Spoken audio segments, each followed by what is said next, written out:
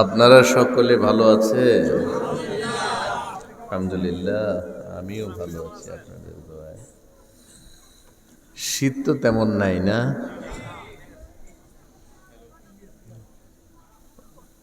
অল্প সময় বসবো আর কি, নাকি? ইমাম হোসেন খুব আশঙ্কায় আছে, বলছে হুজুর মাহফিল লম্বা করতে হবে, 12টার পরে মাহফিল করা কি ঠিক? আপনারা বলেন। ফজরের নামাজ পড়তে কষ্ট হয়ে যাবে না? আমলের জন্য তো অল্প কথাই যথেষ্ট। ও বলছে যে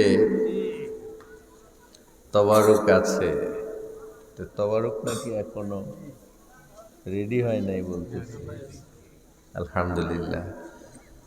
তবারুকের জন্য মাহফিল নাকি নবীজির জন্য মাহফিল? তবারুক বড় না নবীজি বড়? ধরেন সারা জীবনে অনেক তবারুকের প্যাকেট ফাইলেন, নবীজিরে ফাইলেন না, কোনো লাভ আছে? আবার কোথাও একটা প্যাকেটও ফাইলেন না, কিন্তু নবীজিরে ফাইয়ে গেলেন। কোনটাতে লাভ বেশি? নবী পাওয়াতে না? এটা পাইতে হলে ওয়াজ শুনতে হবে না? দেখবেন যেখানে তবারুক দেয় ওখানে গেলে হান্ডি পাতিলের গোড়ায় গোড়ায় সব মানুষ, ওয়াজ শুনতে কেউ আসে না। যখন হান্ডি পাতিল লাড়া দেয় তখন আমার মা বোনরা যায়, এখন থালা কম্বল লইয়া যা। এটা তো ঠিক না।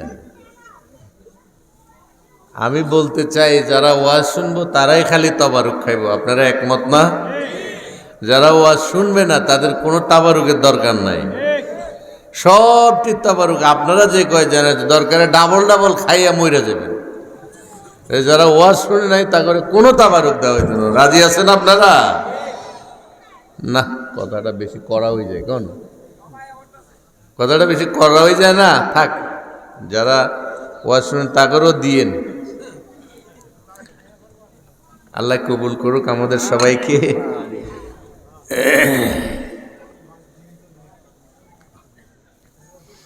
তাবারুকটা হলো বরকত, এর উসিলায় মুর্দেগানদের জন্য দোয়া হয়।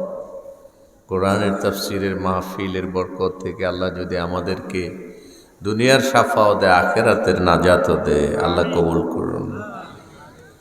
আমি আর বেশি কথা বলতে চাই না, চলুন আমরা কিছু দরকারি কথা শোনার চেষ্টা করি। আল্লাহ তৌফিক দান করুন। আলহামদুলিল্লাহ আলহামদুলিল্লাহি নাহমাদুহু ওয়া নাস্তাঈনুহু ওয়া নাস্তাগফিরুহু ওয়া নু'মিনু বিহি ওয়া নাতাওয়াক্কালু আলাইহি ওয়া নাউযু বিল্লাহি মিন শুরুরি আনফুসিনা ওয়া মিন সাইয়্যাতি আ'মালিনা। من يهده الله فلا مضل له ومن يضلله فلا هادي له ونشهد أن لا إله إلا الله وحده لا شريك له ونشهد أن سيدنا وسندنا هو نبينا وحبيبنا وحبيب مولانا وطبيب قلوبنا وشفاء أرواحنا محمدا عبده ورسوله الذي أرسله بالحق بشيرا ونذيرا وداعيا إلى الله بإذنه وسراجا منيرا أما بعد فقد قال الله تعالى في كلامه المجيد وفرقانه الحميد أعوذ بالله من الشيطان الرجيم সকলে প্রাণ খুলে মহব্বতের সাথে আমরা আল্লাহ পাকের কালাম থেকে তেলাওয়াত করি। কারো কোনো অসুবিধা আছে? কষ্ট হবে না তো? সকলে পড়ি। আউযু বিল্লাহি মিনাশ শাইতানির রাজিম। বিসমিল্লাহির রাহমানির রাহিম।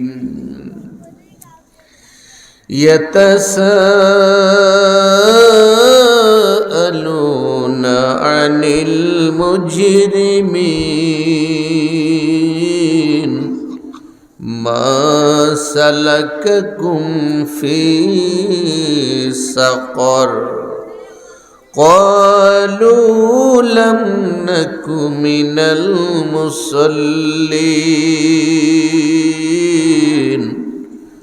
ولم نك نطعم المسكين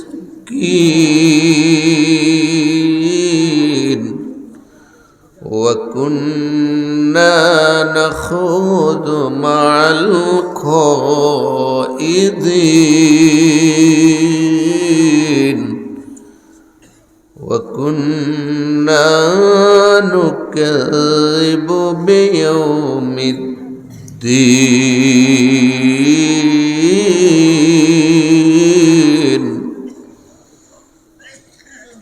حتى أتانا اليقين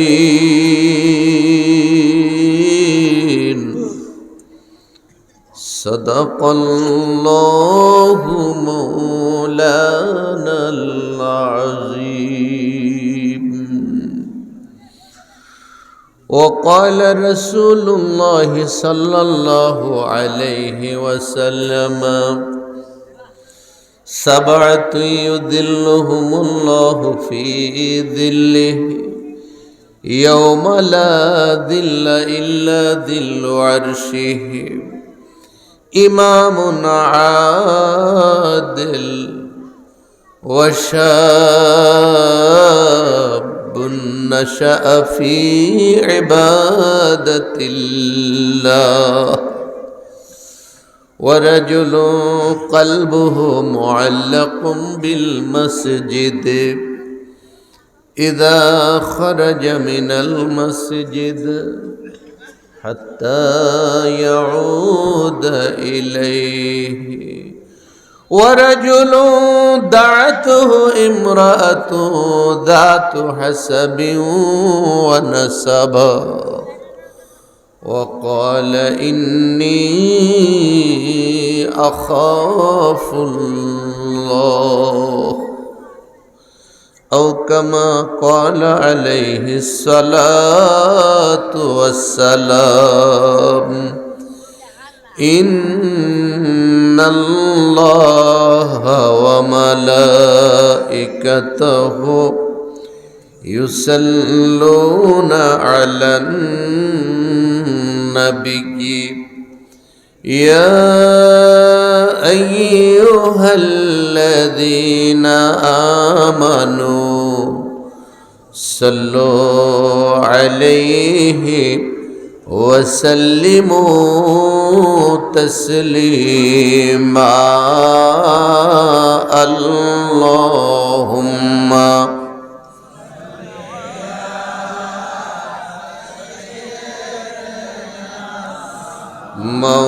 مولانا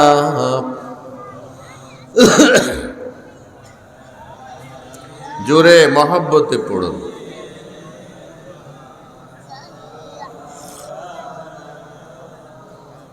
জোরে জোরে পড়ুন। আল্লাহুম্মা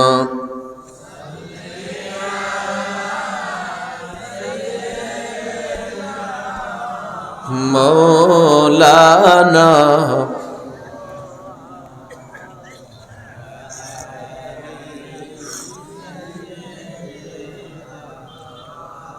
مولانا मुझे कुछ मिले या न मिले मोहम्मद मिले यानी ओ शै जिससे अल्लाह मिले अल्लाहुम्मा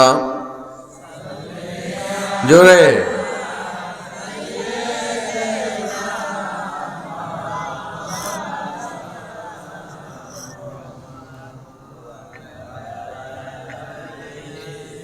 सैयदना मुहम्मद ला इलाहा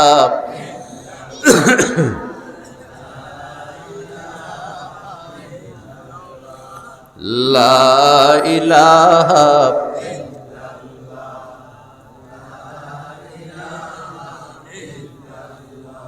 ला इलाहा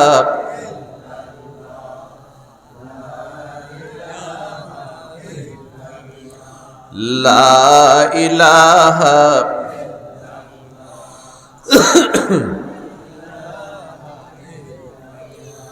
ला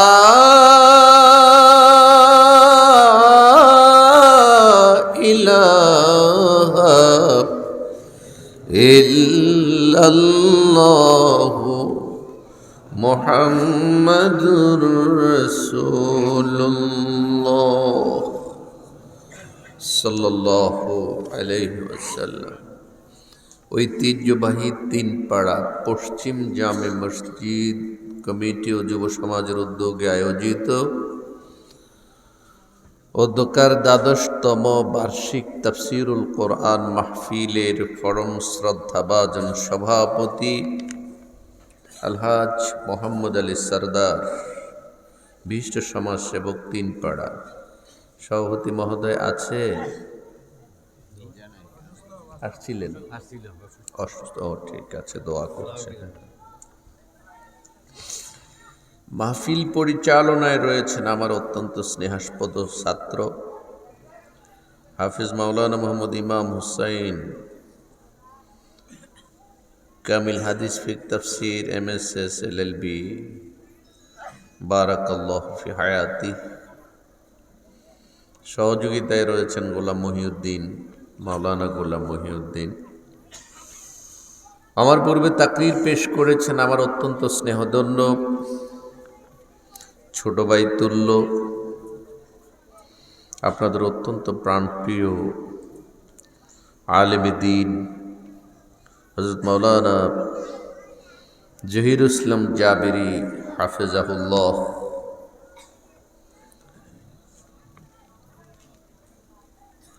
তাকরীর পেশ করেছেন হযরত মাওলানা রুহুল আমিন দেবিদ্দার কুমিল্লা। তাকরীর পেশ করেছেন হযরত মাওলানা আলমগীর হুসাইন চৌধুরী, খতিব পেশ ইমাম তিনপাড়া জামে মসজিদ। হুজুর আছে? ইমাম সাহেব হুজুর রয়েছেন এই প্যান্ডেলে বসা আপনাদের এই এলাকার সকল স্তরের জ্ঞানী গুণী বুদ্ধিজীবী সুধী মণ্ডলী।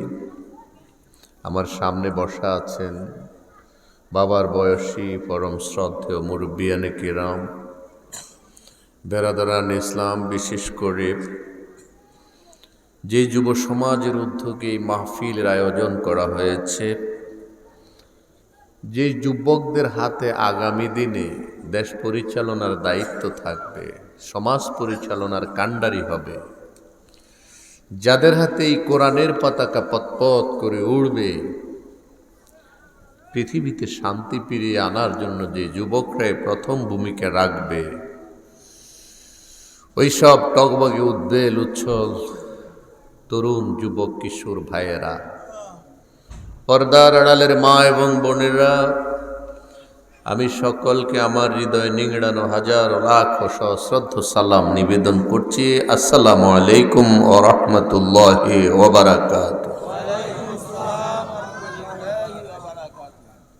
মহান রবের দরবারে শুকরিয়া আদায় করছি, শীতের রাতে আরামের ঘুম ভুলে গিয়ে এই সুন্দর সাজানো শামিয়ানার নিচে জান্নাতের বাগানে কিছু সময় কোরআন শোনার জন্য, হাদিস শোনার জন্য বসার তৌফিক দিয়েছেন যে আল্লাহ, সেই মালিকের দরবারে আমরা সকলে মিলে একবার গলা ফুলিয়ে দরাজ কণ্ঠে শুকরিয়া জানাই। সকলে বলি কালেমাতু শুকর, আলহামদুলিল্লাহ।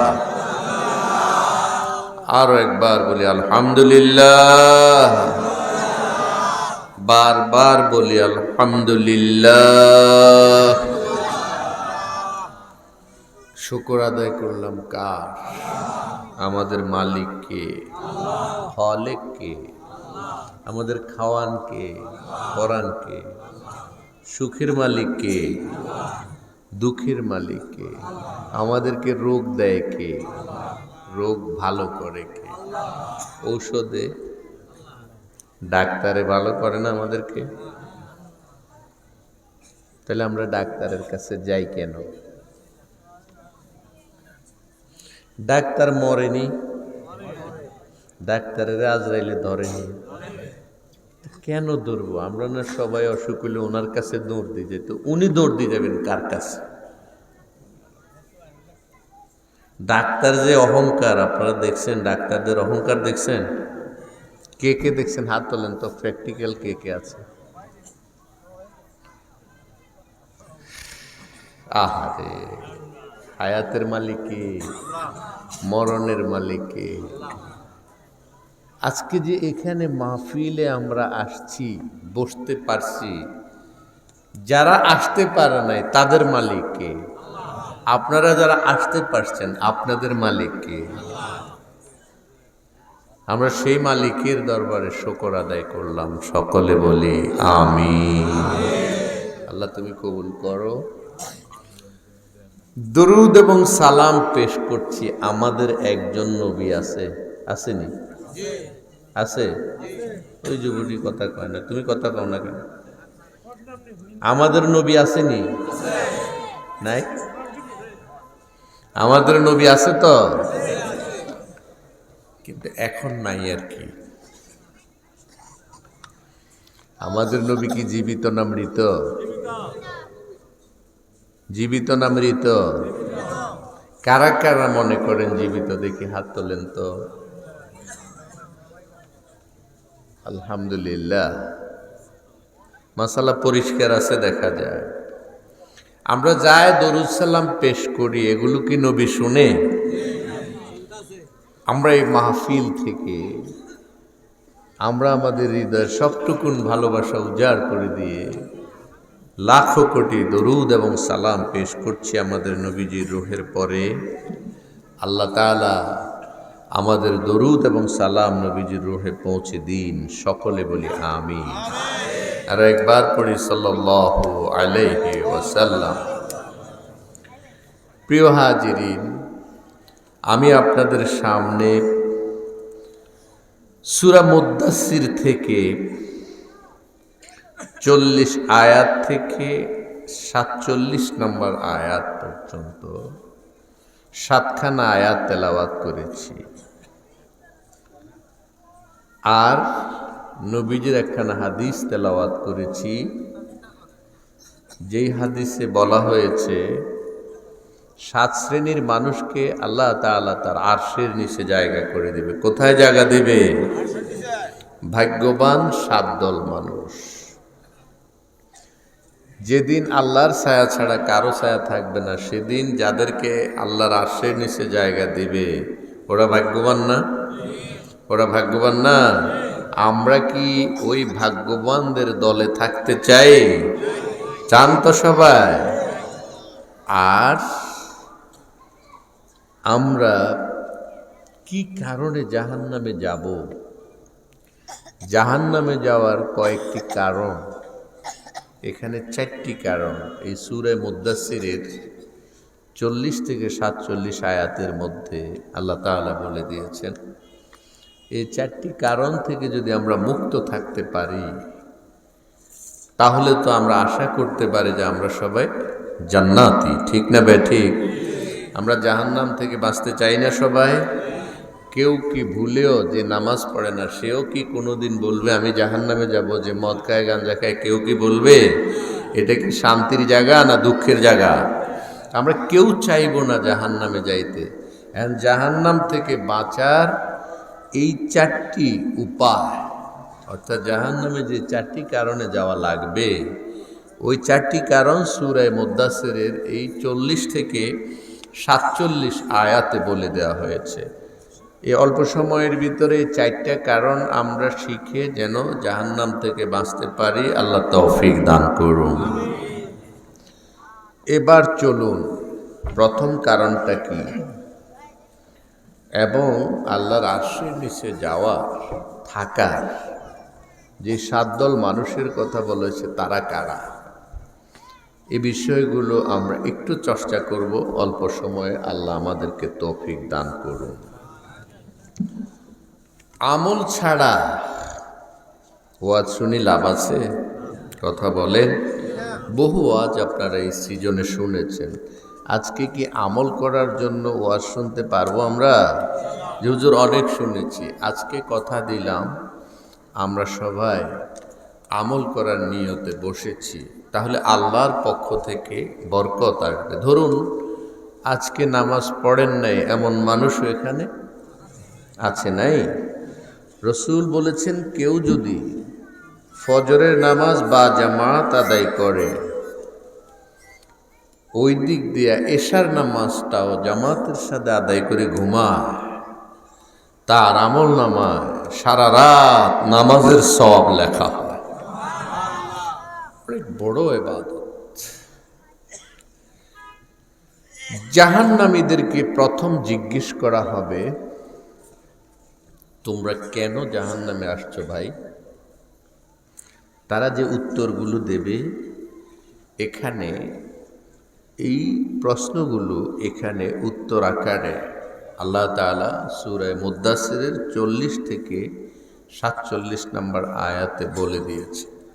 আমরা যেন ওই বিপদটাতে পড়ে না যাই, আল্লাহ আমাদের হেফাজত করুন। চলুন আমরা আরেকবার দেখি আল্লাহ কি বলছে। আল্লাহ পাক বলেন,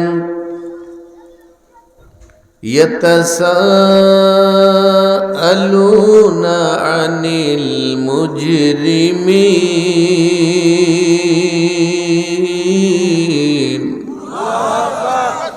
মা সালাকাকুম ফি সাকার ক্বালু লাম নাকু মিনাল মুসাল্লিন।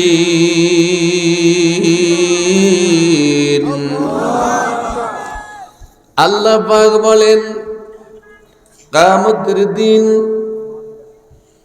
জান্নাতি আর জাহান্নামীদের ভিতরে পরস্পরে কথা চলবে।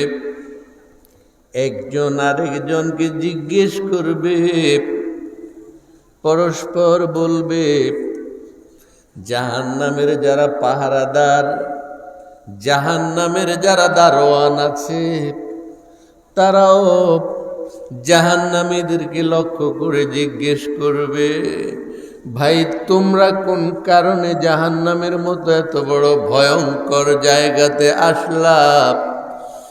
তোমরা কি দুনিয়ায় থাকতে আলেম ওলামাদের, নবী রাসূলদের, নায়েব নবীদের কোন ওয়াজ মাহফিলে যাওনি, দোয়ার মাহফিলে যাওনি? কারো কাছ থেকে কি জাহান্নামের ব্যাপারে কোনো মেসেজ পাওনি? সেদিন অলস অবশ হতাশ জাহান্নামীরা জাহান্নামের পাহারাদারদের কাছে অকপটে যেই কথাটি বলবে, তারা বলবে, আমাদের জাহান্নামে আসার 1 নাম্বার কারণ হলো লাম নাকু মিনাল মুসাল্লিন।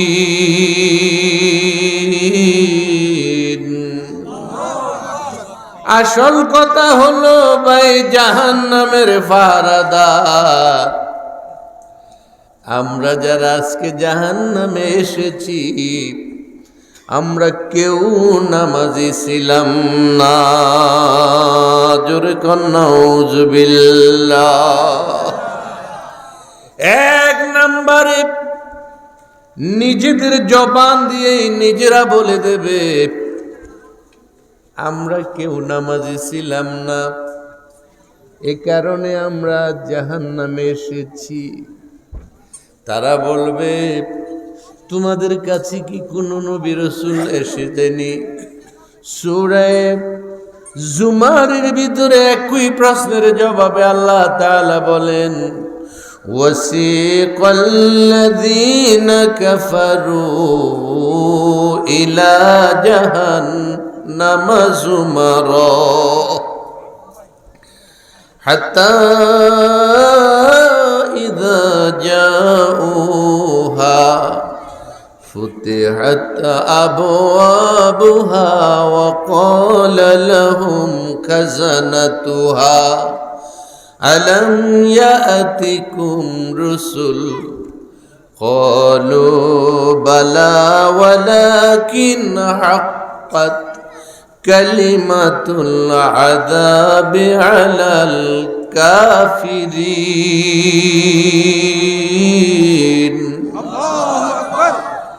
যেদিন হাসরের ময়দানে গলায় জাহান্নামের বেড়ি লাগাইয়া টাইনা টাইনা রওনা দেবে, জাহান্নামের ফেরেশতারা দাঁড় করাইয়া বলবে কেন রে ভাই তুমি আজ জাহান্নামে আসলা? আলাম ইয়াতিকুম রুসুল, তোমার কাছে কি কোনো নবী রাসূল আসেনি? তারা বলবে ক্বালু বালা, অবশ্যই এসেছে, কিন্তু ভাই রে আমাদের কপাল খারাপ, কপাল দোষে আজ আমরা জাহান্নামে এসেছি। কাউকে দোষ দেই না, নবীও এসেছিল, রাসূলও এসেছিল, আলেম ওলামারাও আমাদের বাড়িতে এসে ওয়াজের মাহফিল করেছে, আমাদের নিজেদের বাড়ির সামনে উঠানে তিন পাড়ায় একবার নয় দুইবার নয় 12 বছর পর্যন্ত মাহফিল হয়েছে।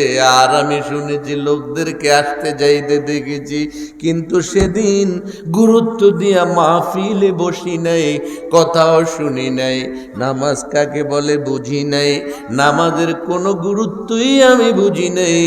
আজকে জাহান্নামে আমি এসেছি, কাউকে দোষ দেব না, সমস্ত দোষ আমার এই কপালের।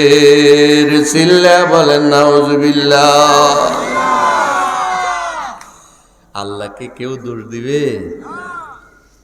আমার দোষ, আমি নিজেই নামাজ পড়িনি।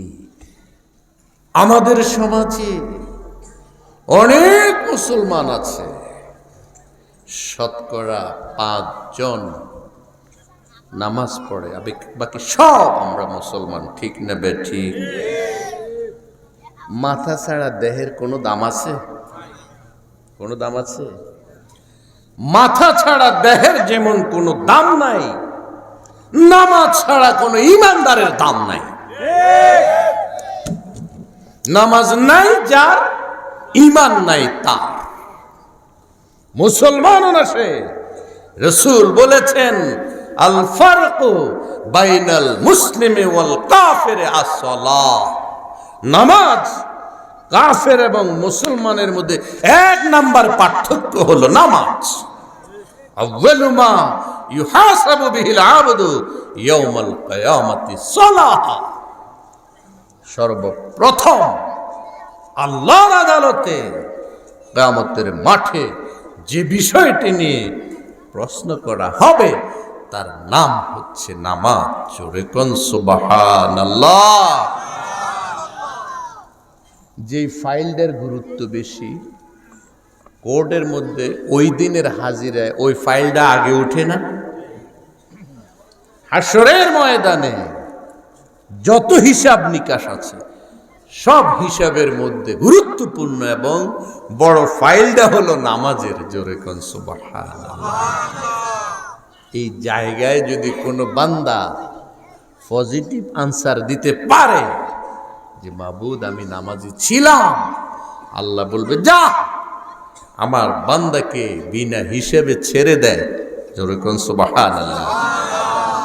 আমরা কি সবাই নামাজ পড়বো? নামাজ পড়বো। যারা এতদিন পড়ি নাই তারাও পড়বো।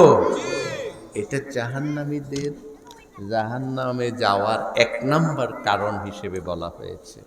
তাহলে বোঝা গেল অন্য 2-4টা খারাপ কাজ আপনি করেন, নামাজটা যদি আপনার সাথে থাকে একনিষ্ঠভাবে, তাহলে অন্য গুনাহগুলো থেকে নামাজের উছিলায় আল্লাহ মাফ করে দিতে পারে, কোনো সন্দেহ নাই। কিন্তু নামাজটা সেরকম একনিষ্ঠ হতে হবে।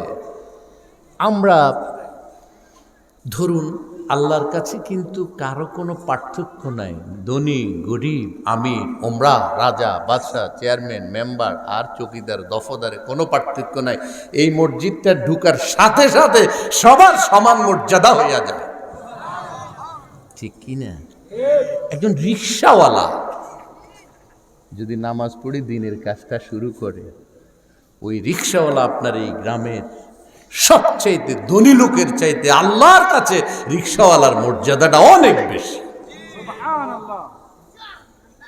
কেমন? ধরেন গুলশান থেকে একজন মানুষ যদি আসে, আপনাদের মাহফিলে যদি একটু ভালো দান সৎকা করে, আপনারা তাকে একটা ভালো চেয়ার দিবেন না? একটা মর্যাদা দিবেন না? কেন? উনি এত বড় মাহফিলের একটা কাজ করেছে, অনেক কিছু করেছে। খোদা না করুক এই লোক যদি নামাজি না হয়, মাহফিলে দান করলে হবে? হবে? আরেকজন রিক্সাওয়ালা কিংবা ভ্যানওয়ালা যদি আজকে এই প্যান্ডেলে এসে আপনাদের বিশিষ্ট জনদের সাথে বসে, যখন একজন রিক্সাওয়ালা যদি কোনো কারণে এখানে এসে স্টেজে বসে, আপনারা রিক্সাওয়ালাকে দেখা মাত্র ঠাড়াঠাড়ি করবেন না? কিরে এত মানুষের ভিতরে রিক্সাওয়ালা কেমনে রে আজকে স্টেজে চলে গেল? আমাদের ধারণাটা ভাবনাটা এরকম, কিন্তু রিক্সাওয়ালা যে সে মানুষ না? অবশ্যই তার মর্যাদা নাই? তো সে একটু স্টেজে বসলে সমস্যা কি? আপনার এই স্টেজের চাইতে মসজিদের দাম বেশি না কম? আপনার জি আপনার এই স্টেজের তুলনায় মসজিদের দাম বেশি না কম? তো মসজিদে যদি রিক্সাওয়ালা সবার আগে গেলে আল্লাহ তাআলা তাকে কোনো ডাইন বাম করে না। এই স্টেজে বসলে কেন আপনারা তার মর্যাদা নিয়ে এত বেশি গুরুত্ব দেন? কারণ কি? আমি কি কথাটা আরেকটু গুছিয়ে দেব? ধরুন একজন রিক্সাওয়ালা, তার খানেওয়ালা 5 জন, ঘরটা ঠিক মতো নাই, শীতে একটা কম্বলও নাই, এই 3 চাক্কার গাড়িটাই তার সম্বল। সকালে বের হয় আর ঢাকা চট্টগ্রাম মহাসড়কে সারাদিন চালায়, মাথার ঘাম পায়ে পড়ে, বিকেলবেলা এসে যায় পায় তা নিয়ে বাচ্চাদের নিয়ে খায়। কিন্তু এই লোকটা যদি ফজর পড়ে রিক্সা নিয়ে বের হয়, তার মর্যাদা আল্লাহর কাছে সারা পৃথিবীর সব মানুষের চাইতে বেশি। আল্লাহ পাক বলবে রিক্সাওয়ালা রে, তোর ঘরে খাবারের নিরাপত্তা নাই, থাকার নিরাপত্তা নাই, ঘরের উপরে চালটা পর্যন্ত নাই, ঘুমাবার জন্য মাথায় বালিশটাও নাই, খাবারের গ্যারান্টি নাই, 5 জন খানেওয়ালা নিয়া তোর এই কষ্টের সংসার, তুই যখন ফজর পড়ে 3 চাক্কার গাড়িটা নিয়ে ঘর থেকে বেরোলি, এই 3 পাড়া পার হয়ে যখন তুই ঢাকা চট্টগ্রাম মহাসড়কে গিয়ে তুই রিক্সাটা চালাস, রাস্তা দিয়ে বাস যায়, ট্রাক যায়, দত্তের মতো হন হন করে বিশাল বিশাল গাড়িগুলো চলে যায়। তুই একটা মশার মতো 3 চাক্কার গাড়িটা নিয়ে যখন রাস্তায় চলস, একটু চোখের পলক বেশ কম হলে সেকেন্ডের ভিতর তুই ধুলায় মিশে যাবি, পৃথিবী থেকে হারিয়ে যাবি। কিন্তু রিক্সাওয়ালা মনে রাখ, তুই যখন ফজরের নামাজটা পড়ে তোর সন্তানের রিজিকের আশায় 3 চাক্কাটা নিয়ে বের হয়েছিস, ওই মহাসড়কের ভিতরে তোরে পাহারা দেওয়ার দায়িত্ব আমি আল্লাহ নিয়ে নিলাম। জোহরের আজান হওয়ার পরে যখন তুই হাইয়া আলাস সালাহ শব্দটি শুনলি, অমনি রিক্সার প্যাডেলটা ফেলে দিয়ে পুকুরের ঘাটলায় গিয়ে অজু করা আরম্ভ করলি। তোর অজুর প্রত্যেকটা পানির ফোঁটায় ফোঁটায় আমি তোর সব গুনাহগুলো ধুয়ে মুছে দিলাম।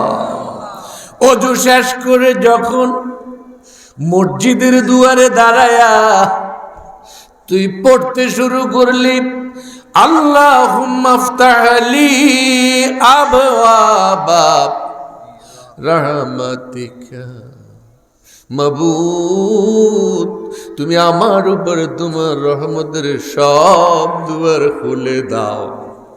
আল্লাহ পাক বলে, বান্দা রে, তুই যখন ফজরের নামাজ পড়ে বের হলি, জোহরের আজান শুনে যখন রিক্সার প্যাডেলটা ছেড়ে দিয়া হুজুর ঘাটলায় গেলি, ওই তখন থেকে তোর উপরে আমার রহমতের সব দুয়ার খুলে দিলাম।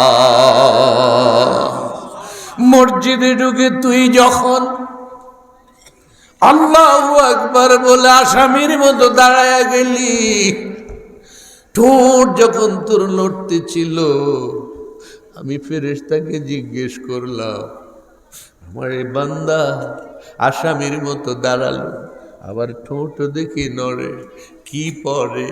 ফেরেশতা বলল, রাব্বুল আলামিন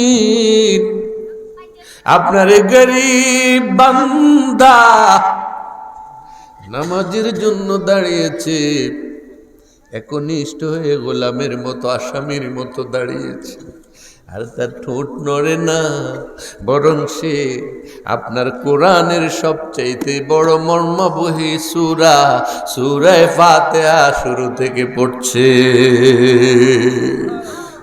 নামাজের কেরাত সূরা শেষে বান্দা যখন রুকুতে যায়, যতক্ষণ পর্যন্ত রুকুতে থাকে ততক্ষণ পর্যন্ত আল্লাহ রাব্বুল আলামিন তার রহমতের হাত তার মাথার উপরে বুলাইয়া যায়।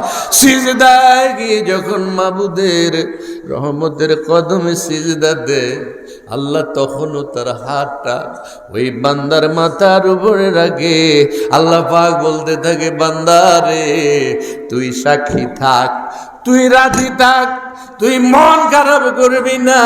তুই গরিব হতে পারিস, রিক্সাওয়ালা হতে পারিস, পৃথিবীর মানুষ তোরে ঘৃণা করতে পারে, মনে রাখ তোর বাড়ির পাশের ওই ধনী ব্যক্তিটি যে গুলশানে থাকে, বানানে থাকে, যার কোনো অভাব দেই নাই, কোনো অনটন দেই নাই, ওই ধনী লোকটার 500 বছর আগে আমি তোরে জান্নাতে পৌঁছাইয়া দেব।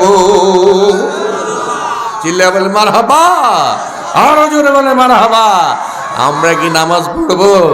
কারা কারা নামাজ পড়বো হাত তুলে দেখান তো। নারে তাকবীর, নারে তাকবীর। হাতগুলো উঁচু করে রাখেন, আঙ্গুলগুলো সরাই রাখেন। 5 আঙ্গুল মানে 5 ওয়াক্ত নামাজ। রব্বুল আলামিন তোমার বান্দাদেরকে আমি নামাজি বানাতে পারবো না, কিন্তু তাদেরকে তোমার দরবারে হাজির করে দিলাম। মাবুদ তাকায়া দেখো, ভিডিও বানাও, তোমার ফটোগ্রাফার ফেরেশতাগুলো, সাংবাদিক ফেরেশতাগুলো 3 পাড়ার এই মাহফিলে পাঠায়া দাও, ভিডিও বানাও, ক্যামেরা বন্দি করো, এই হাতগুলোরে সাক্ষী বানাও। যেদিন তোমার আদালতে হাসরের ময়দানে গলায় গামছা লাগায়া ফেরেশতারা টাইনা টাইনা রওনা দেবে, সেই কঠিন বেলায় এই হাতগুলো ভিডিও থেকে বের করে তুমি সাক্ষী বানাও। এই হাতগুলো দেখে দেখে আমাদের সবাইকে তুমি বিনা হিসাবে জান্নাতে পৌঁছাইয়া দিবা। বলে না আমি নামাজ পড়বেন সবাই? বলুন আমি নিজে নামাজ পড়বো, বলুন আমি নিজে নামাজ পড়বো। ছেলেরে নামাজ পড়াবো, মেয়েরে নামাজ পড়াবো, বেগমরে নামাজ পড়াবো, ভাইয়ের নামাজ পড়াবো, চাচারে নামাজ পড়াবো, পাড়া প্রতিবেশী সবাইকে নামাজের দাওয়াত দেব। নামাজ নামাজ নামাজ নামাজের আন্দোলন শুরু করে দেন। এই 3 পাড়া থেকে যদি নামাজের আন্দোলন শুরু হয়ে যায়, যদি নামাজের সংখ্যা বেড়ে যায়, এই সমাজের ভিতরে চুরি থাকবে না, ডাকাতি থাকবে না, খুন থাকবে না, রাহাজানি থাকবে না, ইফতিজিং থাকবে না, মানুষগুলো ওজনে কম দেবে না, মালে ভেজাল দেবে না। একটা জান্নাতি মানুষের সমাজ এখানে শুরু হয়ে যাবে। বছর বছর ওয়াজ শুনেছি, কিন্তু নামাজ পড়লাম না। 12 বার কেন 24 বার যদি মাহফিল হয়, আল্লাহর কাছে সিজদা দিতে যদি আমাদের মন না কাঁদে, এই ধরনের ওয়াজ দিয়া রাব্বুল আলামিনের কাছে তরি পার হওয়া যাবে? সবাই ভালো হয়ে যাবে। নামাজটা শুরু করে দেন। জাহান্নামে যাওয়ার 1 নাম্বার কারণ আল্লাহ তাআলা বলে দিয়েছেন জাহান্নামীদের ভাষায়, লাম নাকু মিনাল মুসাল্লি, আমরা কেউ নামাজি ছিলাম না, এজন্য আজ জাহান্নামে চলে এসেছি। দোষ কারো নাই, হুজুরেরও নাই, ইমাম সাহেবেরও নাই, নবী রাসূলেরও নাই। এমন মুসলমান আছে, আজকে যে আয়াতটা পড়েছি, জীবনে আয়াতে কোন জায়গায় জাহান্নামীদের জাহান্নামে যাওয়ার 4টা কারণ আছে, জীবনে ধরেও দেখে নাই। এমন মুসলমান আছে না নাই? এই কোরআন আমাদেরকে পাঠিয়েছে তো মূলত আমাদের মুক্তির পয়গাম হিসেবে। আজকে আমরা কোরআনের বদলে ফেসবুকের পাতায় পাতায়, ইন্টারনেটের তলায় আমাদের যুবকরা এমনভাবে বসেছে যে তাদেরকে মনে হয় যেন যুদ্ধ করেও এই এডিক্টেড, এই মদের নেশার মতো এই কঠিন বিপদ মহামারী থেকে, এই ফেসবুকের পাতা থেকে সরানো মুশকিল হয়ে গেছে। মদ, গাঞ্জা, ইয়াবা, এই দাবা, এগুলার চাইতেও এখন ফেসবুক, ইন্টারনেট, টাচ মোবাইলটা কি বুড়ো, কি জোয়ান, কি ছেলে, কি নারী, কি বউ, কি স্বামী, সকলের মধ্যে এটা আল্লাহর একটা গজব হিসেবে আমাদের কাছে হাজির হয়ে গেছে। আমি মনে করি প্রত্যেকের পকেটে পকেটে এক একটা জাহান্নাম ঢুকে গেছে। এবং এটার যে সফটওয়্যারগুলো আছে, এমন এমন সফটওয়্যার আছে সেখানে, আপনার নাতিকে যে মোবাইল পাঠাইছে আদর করে, দাদা হিসেবে একটু খুঁজে দেখেন, এমন সফটওয়্যার আছে, এত কুহুরি আছে সেখানে, এত বেহায়াপনা, নগ্নতা আছে, একটা টিপ দিলে 1000টা আসে। যদি কোনো ইমানদার নামাজি মুসলমান একবার দেখে, অযু তো দূরের কথা, গোসল করলেও পাক হওয়া যাবে না। মুসলমানের কলিজা নষ্ট হয়ে গেছে, দিমাগ নষ্ট হয়ে গেছে। কোরআনের কাছে আসুন, বসুন, আপনার মুক্তির মেসেজটাই কোরআন দিয়ে দেবে। মুসলমানরা সব জানে, কোরআন 1 লাইন শুদ্ধ করে পড়তে খুব কষ্ট হয়ে যায়। আপনি নিজে যেই ব্যর্থতার কারণে ইসলামটা বুঝতে পারলেন না, আজকে থেকে শপথ নেন, আমার নাতিকে, ছেলেকে ডাক্তার বানাবো না, ইঞ্জিনিয়ার বানাবো না, কোরআনের ডাক্তার বানাবো, কোরআনের ইঞ্জিনিয়ার বানাবো। এই শপথ যতদিন মানুষ নিতে না পারবে মুসলমানরা, ততদিন মুসলমানের ভাগ্যের আকাশ থেকে কোন রকমের বিপদ যাবে না, মুসিবত যাবে না। আজ গাজার ভিতরে, ফিলিস্তিনের ভিতরে কি ভয়ঙ্কর গণহত্যা, ইসরায়েলের গুন্ডা বাহিনী, ইহুদিরা, অল্প কয়টা ইহুদি, রাসূলুল্লাহর প্রথম মসজিদ, রাসূলুল্লাহর মেরাজের স্মৃতি আজকেও শুনেছি রমজানে সেখানে নামাজ পড়তে দেবে না। বেঈমান নেতানিয়াহু ঘোষণা দিয়ে দিয়েছে।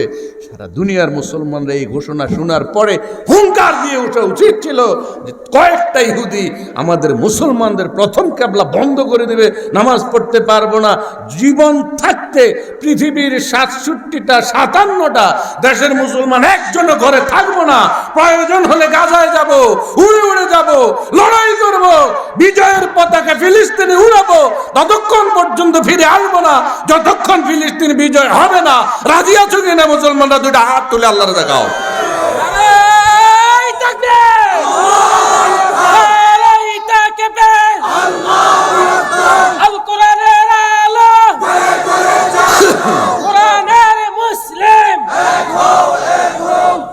প্রিয় বন্ধুগণ, আপনাদের কি কষ্ট লাগে না?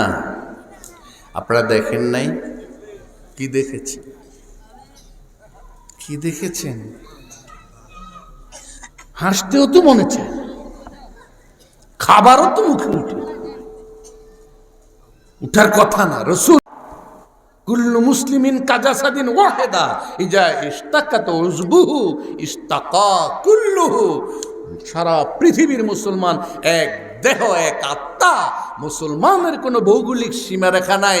সৌদি আরবের মুসলমান থেকে শুরু করে, মরক্কোর মুসলমান থেকে শুরু করে, উত্তর মেরু, দক্ষিণ মেরু, পূর্ব পশ্চিমে সারা দুনিয়ায় যত মুসলমান আছে সব মুসলমান এক আত্মা, এক দেহ। কোথাও যদি একজন আক্রান্ত হয়, সারা পৃথিবীর মুসলমানরা তাতে যদি কষ্ট বেদনা অনুভব না করে, বুঝতে হবে ওই মুসলমানের ঈমানের কোথাও বিচ্যুতি আছে। আজকে কি দেখি আমরা?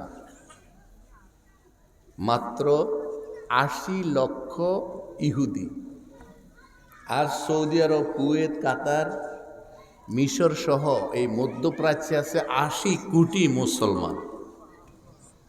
হিসাবটা মিলান। মুসলমান আছে 80 কোটি আর ইহুদি আছে 80 লাখ। তাহলে প্রতি 1 কোটিতে 1 লাখ। কাফেরের সংখ্যা ইহুদির সংখ্যা মুসলমানের তুলনায় কত গুণ? 80 গুণ বেশি কাফেরদের তুলনায়। তো সেই জায়গায় অল্প কয়টা ইহুদি কি করেছে আপনারা দেখেছেন? আপনারা তো খালি কারবালা কারবালা করেন, হযরত হুসাইনের কারবালা করেন। হুসাইনের কারবালায় মানুষ মারা গেছে 72 জন, সবাই মারা যায় না। ইয়াজিদের বাহিনী ছিল 20,000। ছোট্ট ফোরাতের কুলে ইউফ্রেটিস নদীর তীরে হুসাইনকে ঘেরাও করেছে। প্রতি বছর মহরম আসলে আমরা এটার জন্য কাঁদি। কিন্তু আজ কি দেখেছেন? 23 লক্ষ গাজা, একটা ছোট্ট স্ট্রিপ, একটা নালা, 3 লক্ষ ইহুদি বাহিনী ঘেরাও করেছে। এদের মতো যুবক, বাংলাদেশের যুবকদের মতো মাত্র 30,000 যুবক বাঙ্গা রাইফেল নিয়ে তাদের আধ্যাত্মিক নেতা তহা ইয়াসিন রামাদানের নামে ইয়াসিন অ্যান্টি ট্যাঙ্ক মিজাইল 105 এই ভাঙ্গা রাইফেলটা দিয়ে যখন আল্লাহু আকবার করে মারে, তাদের হাজার হাজার কোটি টাকার মার্কা বা ট্যাঙ্ক এইভাবে পাউডারের মতো মিশে যাচ্ছে। মাত্র 30,000। নেতানিয়াহু বলেছিল যে 24 ঘন্টার ভিতরে গাজাকে ধুলায় মিশিয়ে দেব এবং হামাসের বীজ সহ নির্মূল করে দেব। আজকে 4 মাস পার হয়ে 130 দিন পর্যন্ত হামাসের টিকিটা পর্যন্ত খুঁজে পায় নাই। শুধু হামাসের উপরে জিদ করে গাজার মা বোনদের, শিশুদেরকে হত্যা করা হচ্ছে। এমনও আমরা দেখেছি যে বাঙ্গা বিল্ডিংয়ের ভিতর থেকে মাসুম শিশুর রক্তমাখা চেহারা, সে শুধু বাঁচার জন্য আকুতি করছে। স্বেচ্ছাসেবকরা তাকে ওখান থেকে বের করে আনছে, আর সে বলতেছে আমার মা কোথায়, আমার বাবা কোথায়। এবং সেখান থেকে বের হয়ে বালির ভিতরে খাবার খুঁজছে। যেই শিশুটি এখন কিছু বুঝে উঠতে পারে নাই, তার মা তার আগে নাই, বাবা নাই, বাড়িটা পর্যন্ত নাই। আর ওই তথাকথিত মুসলমান নামধারী সৌদি আরবের কুত্তারা, মিশরের কুত্তারা তার বাড়ির পাশে ঘটনা ঘটছে, একটা টু শব্দ করে না, একটা চোখ দিয়ে তাকায় না। এই ধরনের মুসলমান আমাদের দেশে যদি থাকতো, আমরা এগুলার দিয়ে কুলুপও বানাতাম না। আমরা ধিক্কার জানাই সৌদি আরবকে, ধিক্কার জানাই মিশরকে, ধিক্কার জানাই কুয়েতকে।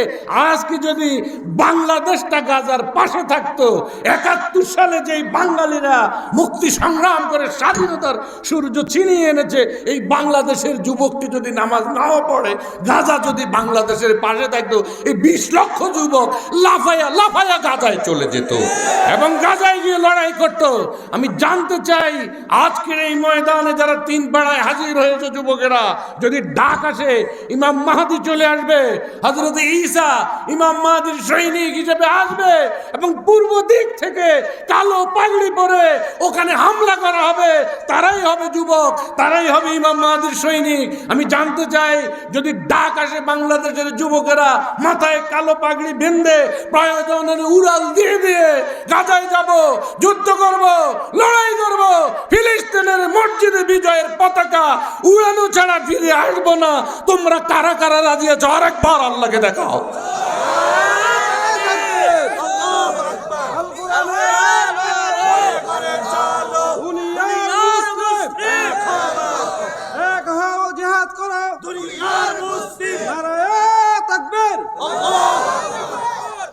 আপনারা তো নামাজ পড়ছেন এই মসজিদে, কেউ তো গুলি করছে না, বাধা দিচ্ছে না।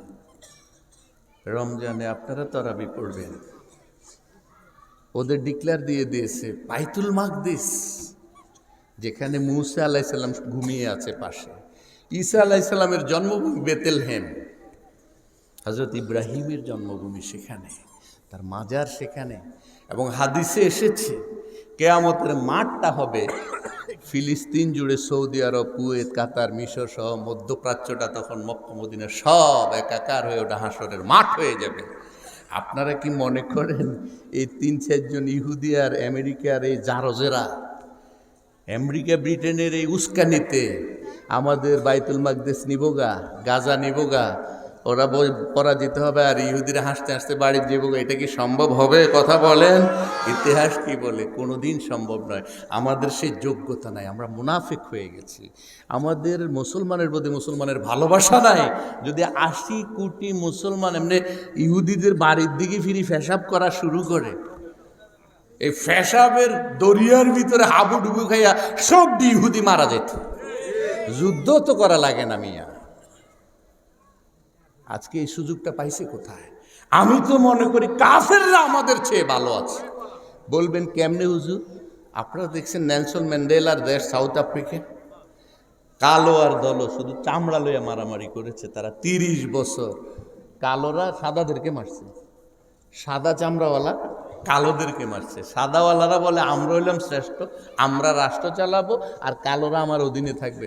কালোরা বলে আমরা আফ্রিকার আসল সন্তান, আমরা রাষ্ট্র চালাবো, তোমরা আমাদের অধীনে। এই নিয়ে ৩০ বছর মারামারি করেছে। নেলসন ম্যান্ডেলা এসে বলেছে যে না, সবার উপরে মানুষ সত্য, কালো ধলো এটা কোনো বিষয় নয়, তোমরা চলো আমরা সবাই মিলে এক হই। এই নেলসন ম্যান্ডেলার এই বক্তব্য মূলত আমাদের রসুলের বক্তব্য ছিল। কি রসুল বলে নাই? বিদায় হজে কি বলেছে? আমরা তো সব ভুলে গেছি। আমাদের পোলাপানরা সাদা চামড়া দেখলে মেয়েদের জন্য পাগল হয়ে যায়, ঠিক কিনা? কালোগুলার কোনো গুরুত্বই নাই। তোমাদের মেয়ে চোখের মধ্যে ইহুদিদের চশমা লেগে গেছে, বিজাতিদের ভাব দ্বারায় আমাদের সভ্যতা তছনছ হয়ে যাচ্ছে। মুসলিম উম্মার আসল ইতিহাস, আসল যোগ্যতা, আসল কোয়ালিটি এই কোরআন থেকে নিতে হবে। প্রথম কোয়ালিটিতে আল্লাহ তাআলা সূরা মুদ্দাসসিরের 41 নম্বর আয়াতের ভিতরে বলেছিল তোমরা সব নামাজি হয়ে যাও। কি বলেছে? একটা ওয়াদা আপনারা দিচ্ছেন না? এবার ২ নম্বরটায় আসেন। ২ নম্বরটি কি দেখুন, দেখবেন। আমরা প্রসঙ্গক্রমে গাজায় গেছি এই জন্য যে আমরা এখন আর মুসলমানরা মুসলমান নাই। আগে ছিল বাঘমার্কা মুসলমান। আগে কি ছিল? বাঘমার্কা মুসলমান। এখন আমরা সব বিড়াল মার্কা মুসলমানে পড়ে। আমাদের দেশেও তো আমরা আওয়াজ তুলতে পারি না। আমাদের সন্তানদের সিলেবাসে স্কুল কলেজে পড়ান আর মাদ্রাসায় পড়ান, এখন সব সিলেবাস এক। দেখবেন ধর্মীয় শিক্ষা বইয়ের ভিতরে দুর্গার ছবি দেওয়া আছে। আচ্ছা বলেন তো, আপনারা কোনো অভিভাবক প্রতিবাদ করছেন? তাইলে আমাদের ঈমান আসেনি। আচ্ছা আপনারা বলেন, হিন্দুদের ধর্মীয় বইতে আমাকে কাবা শরীফের ছবি দিবনি তারা? কথা কন না? বা যে তোমরা আমরা তো বন্ধু, এখন আমাদের সাথে মোদিরকে অনেক ভালোবাসা না, কিন্তু ভালোবাসার ভিতর দিয়ে আমাদের বাবরি মসজিদ ভাঙ্গা তো অলরেডি রাম মন্দির উদ্বোধনও করে এলেন। আমরা মুসলমানরা খালি বগল বাজা করি আর বন্ধুত্ব ঠিক রাখি। পাশার লেংডিনা পর্যন্ত তারা খুলে নিয়ে যাবে যদি সময় মতো আমরা তৈরি না হই।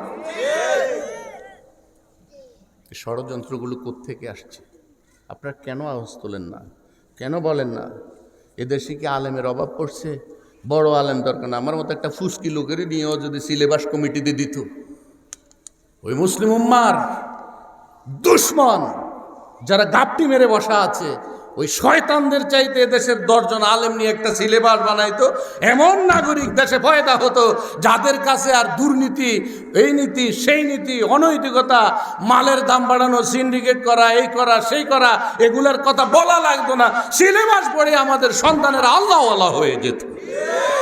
ওই সিলেবাস আমাদের কাছে নাই। 6 পাতা কোরআনও ওই সিলেবাসে নাই। নবীর নাম নাই, রসুলের নাম নাই, ওমরের নাম নাই। বাগমার্কা ওমরের কথা আমরা খালি ওয়াজে শুনি, বইতে এখন আর নাই। আমাদের সন্তানরা আমাদের মৌলিক বিষয়, আমাদের ইতিহাস ঐতিহ্যের রক্তের বিষয়গুলো জানবে কোথার থেকে? এই ওয়াজের মাহফিল এলে কতক্ষণ আমার মতো কলিমুদ্দি সুলমুদ্দি মৌলবীরা কতক্ষণ গায়ের গাম জড়াইয়া মিছিল মুছিল দিয়ে আপনাদের সাথে চলে যায়। এই মিছিল 1000 বছর দিলে কোনো কাজ হবে না। যেই সিলেবাস আমাদের কাছে আনছে, একটা বুলেটও খরচ করা লাগবে না। এই সিলেবাস দিয়ে আপনার আমার ছেলেদেরকে এমনি ফিরিঙ্গি বানাই ফেলতে পারবে, এমনি বেনামাজি বানাই ফেলতে পারবে। ওখানে বহু কিছু দেওয়া আছে। আসো বন্ধু হই, ছেলে মেয়ে মিলেমিশে চললে কোনো সমস্যা নাই। এই ছবি ডিম বানায় বানায় দিতে হবে। মেয়েরা সারা রাত বয়ে বয়ে ছবি একবার স্কুলে দিয়ে আইব।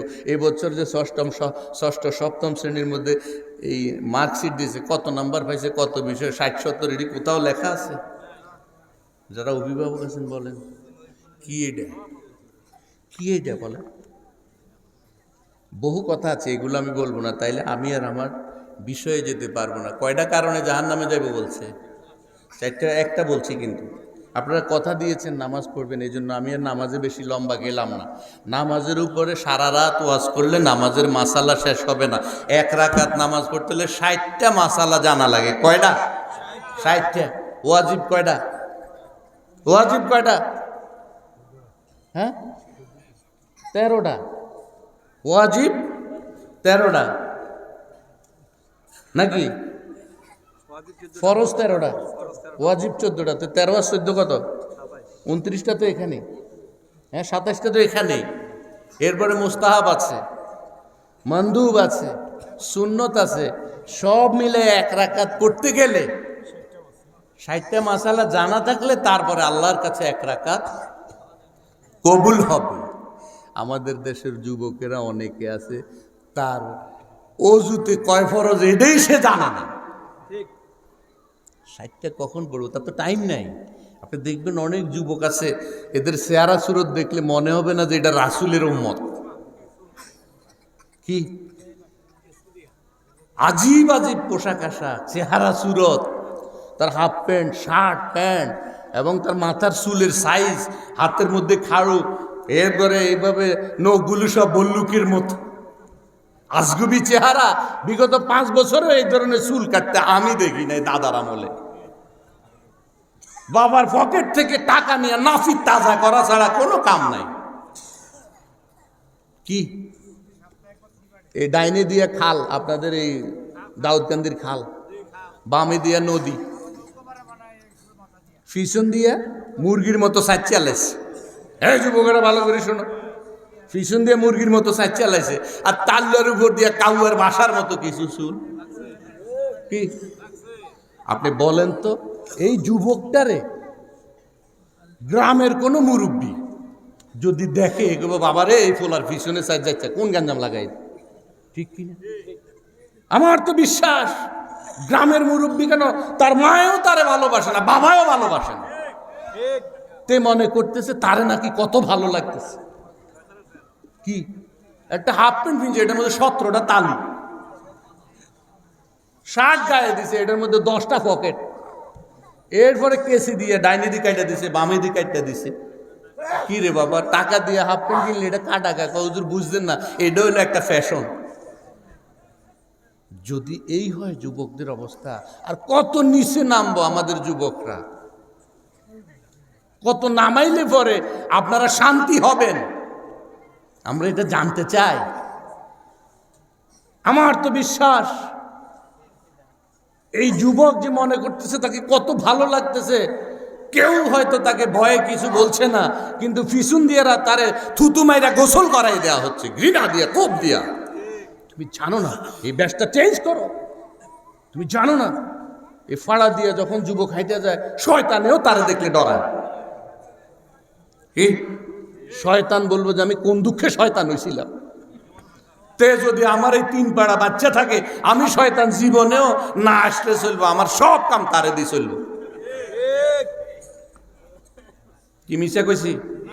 যুবকরা সবাই হাতটি তোলো, আজকে ওয়াজ শুনো ভালো করে, তারপরে আমারে কথা দাও যে হুজুর আমরা আজকে এই বিরিয়ানি খাইতে আসি নাই, তবারুক খাইতে আসি নাই, তবা করতে আসছি, আমরা এই ব্যাস ছেড়ে দিলাম, রসুলুল্লাহর কি কথা আছে এটা আমাদেরকে শোনান, আমরা আগামী কাল থেকে নামাজ পড়ব, রসুলুল্লাহর হাতে হাত দেব, কোরআনের হাতে হাত দেব। এই গ্রামের সবগুলো যুবক তওবা করে ইমাম ভাইয়ের নেতৃত্বে, গোলাম মহিউদ্দিনের নেতৃত্বে আগামী দিনে কোরআনের সলদার হয়ে এই গ্রাম থেকে নিজেরাও ইসলাম বিরোধীদের তাড়াবো, এবং আর কেউ এই গ্রামে আসতে পারবে না, এই ওয়াদা আপনাকে দিলাম। আল্লাহ তোমাদের প্রতি খুশি হয়ে যাবে, দোয়া করবে, কোনো বড় হুজুর লাগবে না, তোমাদের চোখের পানি নাকের ডগায় পড়ার আগে আল্লাহ তোমার দোয়া কবুল করে ফেলবে।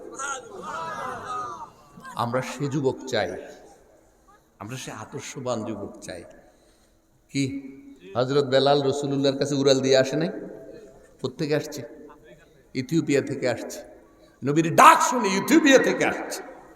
আসার পরে এই কালো বেলাল সারা পৃথিবীর মানুষের সেরা মানুষে রূপান্তরিত হয়েছে। আসো না, নবীর কাছে আসো, তোমার বাড়ির কাছেই তো সূরা মুদ্দাসির থেকে রসুল ডাকছে। রসুলকে তো তুমি পাবা না, কোরআনের পাতা খোলো, ফেসবুকের পাতা ছেড়ে দাও, কোরআনের পাতা খোলো, কোরআনের পাতার ভিতরে প্রত্যেক লাইনে, প্রতিটা হরফে রসুলুল্লাহ জীবিত আছে। নবীজিকে দেখা যাচ্ছে, এখানে পড়ো, তোমার মগজ ঠিক হয়ে যাবে, তোমার চোখের যে দূষিত ছায়া আছে এগুলো দূর হয়ে যাবে, তোমার দিলটা কলুষ মুক্ত হবে, তুমি এই কোরআনের আয়াতের ভিতর দিয়ে তোমার সুন্দর জান্নাত দেখতে পাইবে। আল্লাহ তাআলা আমাদেরকে সে যোগ্যতা দান করুন। মুসলমানের নামাজ দেখে কাফেররা নামাজি হয়ে গেছে। আমি নামাজ সম্পর্কে আরেকটু কথা বলতাম। বিশ্বকবি আল্লামা ইকবালের কথা আপনারা শোনেন নাই? ইকবালের কবিতা গিয়ে বক্তারা ওয়াজ করে, আমরাও ওয়াজ করি। ইকবাল কে? ইকবাল কবি ছিলেন, তার কবিতায় সারা দুনিয়ার যুবকেরা সব জেগে গেছে। এবং তিনি ছিলেন লাহোর হাইকোর্টের উকিল ছিলেন, আইনজ্ঞ ছিলেন, কিন্তু কবি হিসেবে পরিচিত। তিনি আইনজ্ঞ হিসেবে মানুষ জানে না। বিখ্যাত অ্যাডভোকেট ছিলেন তিনি, কিন্তু আইলে উকিলদের একটা দুর্নাম আছে, তারা চোরেরও মক্কেল হয়, তারপরে ডাকাতেরও মক্কেল হয়, খুনিরও মক্কেল হয়, সবার পাট তারা নিয়ে নিয়ে কোর্টে দাঁড়ায়। কিন্তু আল্লামা ইকবালের অভ্যাস ছিল, তিনি কোনো ক্রিমিনালের পক্ষে দাঁড়াইতেন না, চোরের সুবহান, মিথ্যাবাদীর পক্ষে দাঁড়াতেন না। একদিন ঘটনা, আমার কোনো প্রসঙ্গ চেঞ্জ হয়ে গেছে, আপনাদের কোনো অসুবিধা লাগছে? 4টা কারণ কিন্তু আমি বলে যাব, একটা বলে ফেলছি, আর 3টা আছে। আর এই ইমাম হোসেন তো কইছে হুজুর রাইতের 1টা পর্যন্ত ওয়াজ করবে, এটা কি হয়? আপনাদের ফজর কাজা হইব না? ঘুমাইয়া কাজা করেছো ফজর, তখনও জাগনি যখন জোহর, হেলায় খেলায় কাটিছে আসর, মাগরিবে আজ শুনিয়া যাও, জামাতে শামিল হওয়ার সাথে এখনো নামাজে আছে স্থান। কবি বলতেছে, ঘুমাইয়া কাজা করেছো ফজর, তখনও জাগনি যখন জোহর, জোহর হয়েছে তখনও তোমার ঘুম ভাঙলো না। ঘুম ভাঙ্গে কিভাবে? তুমি রাত 10টায় ফেসবুক ইন্টারনেট দেখা শুরু করেছো, দেখতে দেখতে চক্ষু অন্ধকার করে মাথাটা তুমি সব কিছু ঘুমোট বানায়া সকালবেলায় যখন ঘুমাও, তুমি বিকেল 5টা পর্যন্ত তোমার ঘুম ভাঙে না।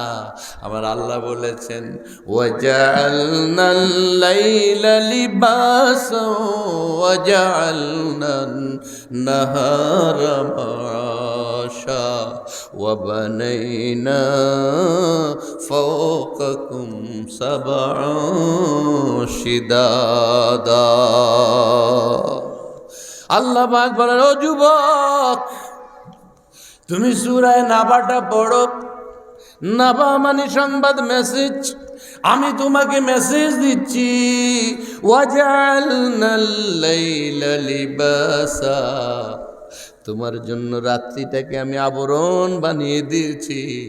সূর্য ডুবার পরে যখন অন্ধকার ঘিরে আসে, একটু একটু করে যখন রাত 10টা হয়, চোখের গতি যখন অন্ধকারে থাবা লাগে, চোখ ক্লান্ত হয়ে যায়, চোখ তার মানুষটাকে বলে, এবার ঘুমাও, এবার ঘুমাও, আমি আর তোমাকে জাগিয়ে রাখতে পারছি না। আল্লাহ পাক ন্যাচারালি তোমাকে রাতের বেলায় বিশ্রামের সুযোগ করে দিয়েছে।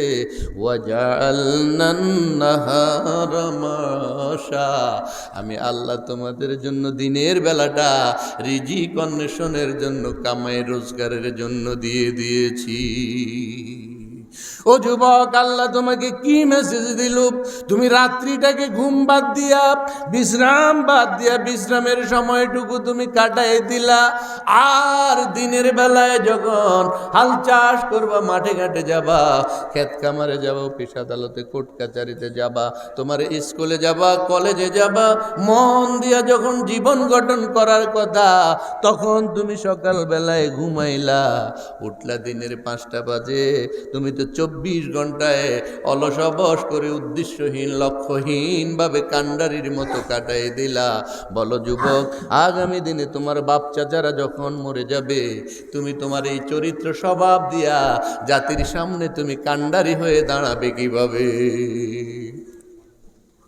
বিশ্বকবি আল্লামা ইকবাল কবিও ছিলেন, সারা দুনিয়ার আইনজ্ঞ ছিল। কোন ক্রিমিনালের পক্ষে তিনি দাঁড়াতেন না। একবার একজন ইহুদি স্বামী স্ত্রী এসেছে, ঘটনাটা কি বলবো? ইহুদি স্বামী স্ত্রী এসেছে তার কাছে, বলে, ডক্টর আল্লামা ইকবাল, আমাদের বাড়ির পাশের এক লোক জবরদখল করে, জাল দলিল করে আমাদের জায়গাটা নিয়ে গেছে। জায়গার মূল মালিক আমরা কোর্টে একটা মামলা করতে চাই।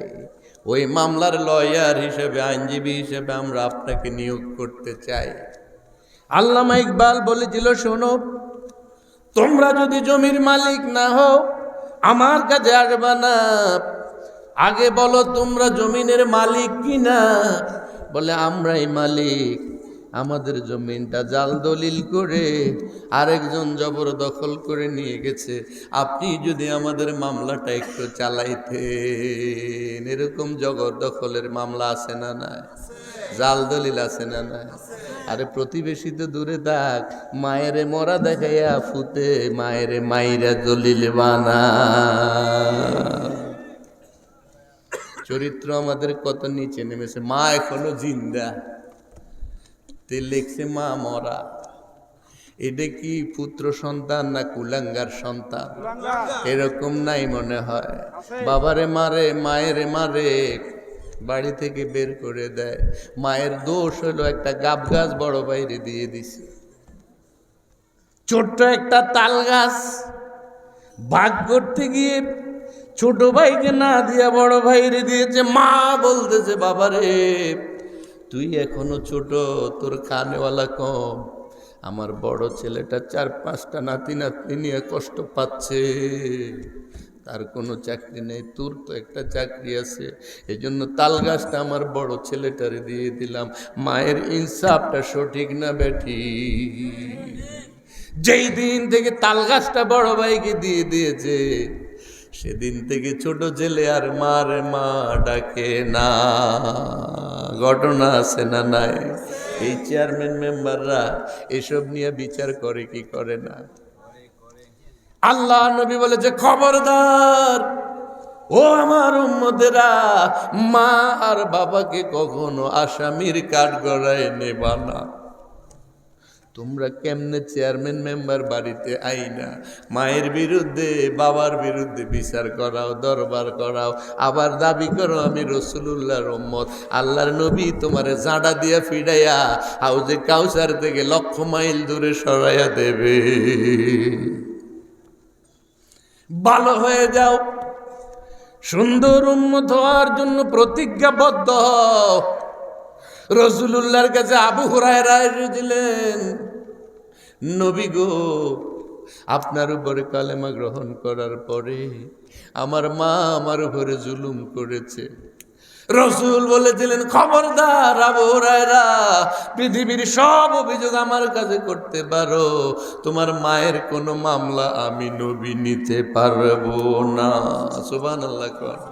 আর আপনি কত বড় চেয়ারম্যান মেম্বার, বাবা মায়ের বিরুদ্ধে ছেলের কথায় দরবার মিলাই ফেলান।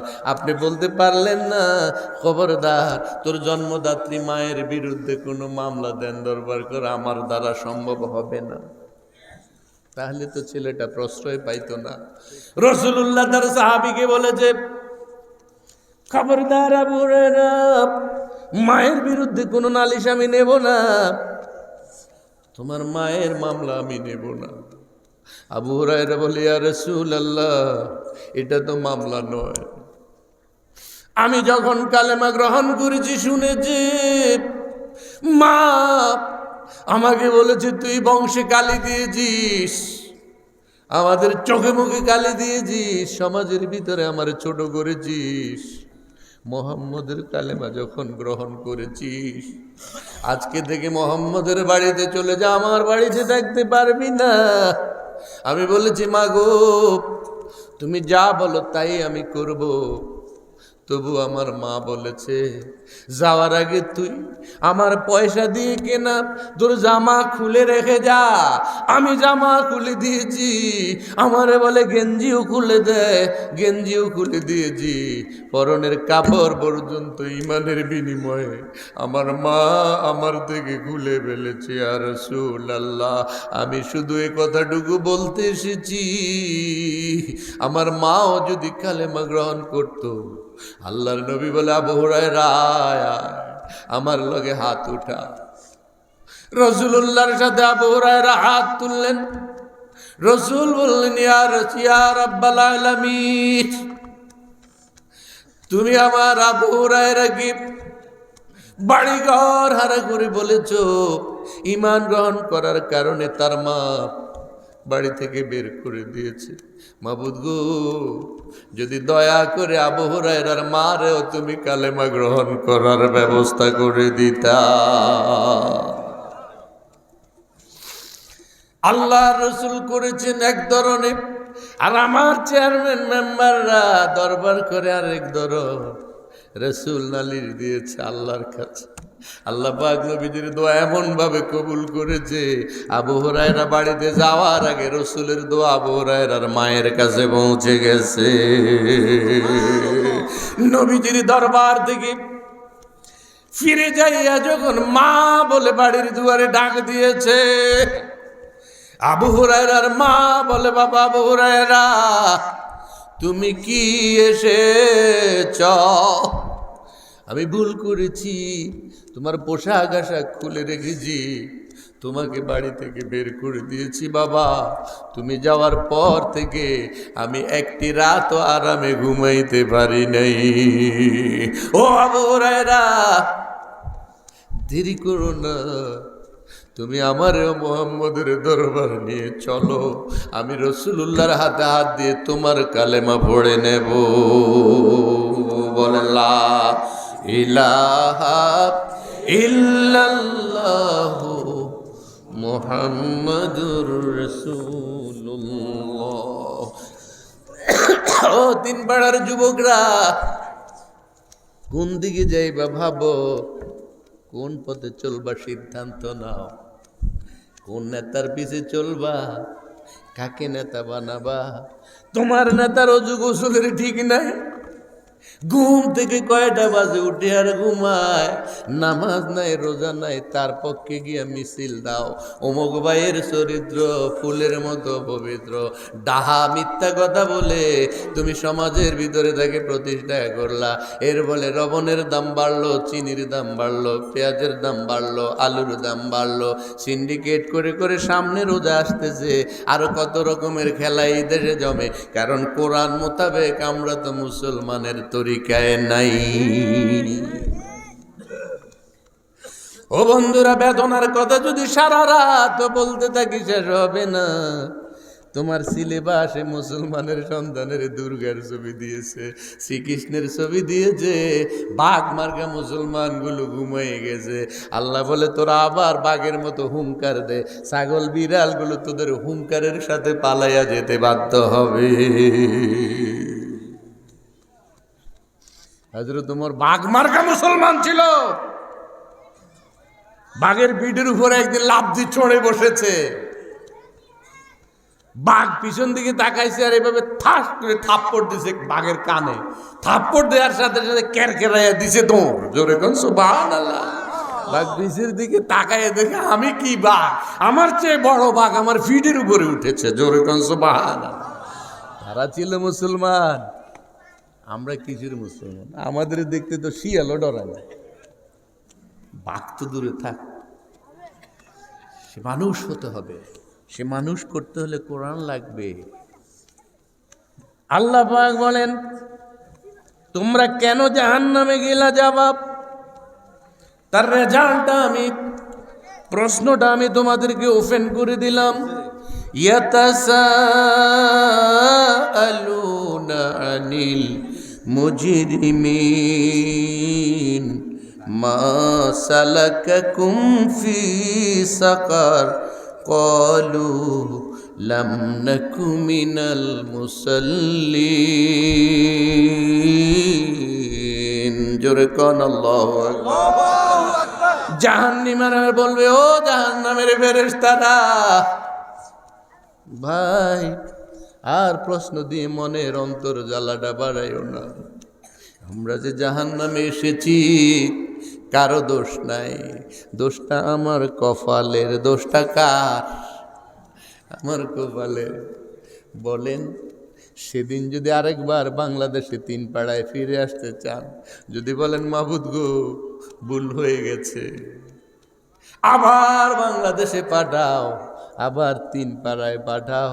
এবার যদি যাইতে পারে কথা দিলাম আজান দেওয়ার আগে আগে মসজিদে চলে যাব, রমজান আসার আগে আগে রোজা শুরু করে দেব। আল্লাহ বলে এই মামুর বাড়ি পাইছো, কোনোদিনও সম্ভব হবে না। জাহান্নাম দেখার পরে আর ফিরে যাওয়ার সুযোগ বলবে লানা কাররাতুন, আমাদের আরেকবার পাঠাও। আল্লাহ পাক বলবে খবরদার, আর পাঠানো যাবে না, এটাই শেষ সুযোগ। আজকে মাইনুদ্দিন সিরাজি এসে আমার প্রশ্নগুলো আউট করে দিছে, এবার প্রস্তুতি গ্রহণ করো, পরীক্ষার প্রস্তুতি নাও। 60 বছর 70 বছরের এই মুসাফিরের জিন্দিগির যদি স্থায়ী জিন্দিগি করে তুমি মনে করে যদি ভুল করো, তবে তুমি ভুলের কারণে মাসুল দিতে হবে। আল্লাহ পাক বলতেছে আমি তোমাদের কাছে প্রশ্নগুলো, অ্যান্সারগুলো সব কিছু তোমাদের কাছে আউট করে দিলাম। ওয়ালাম নাকু নুতইমুল মিসকিন,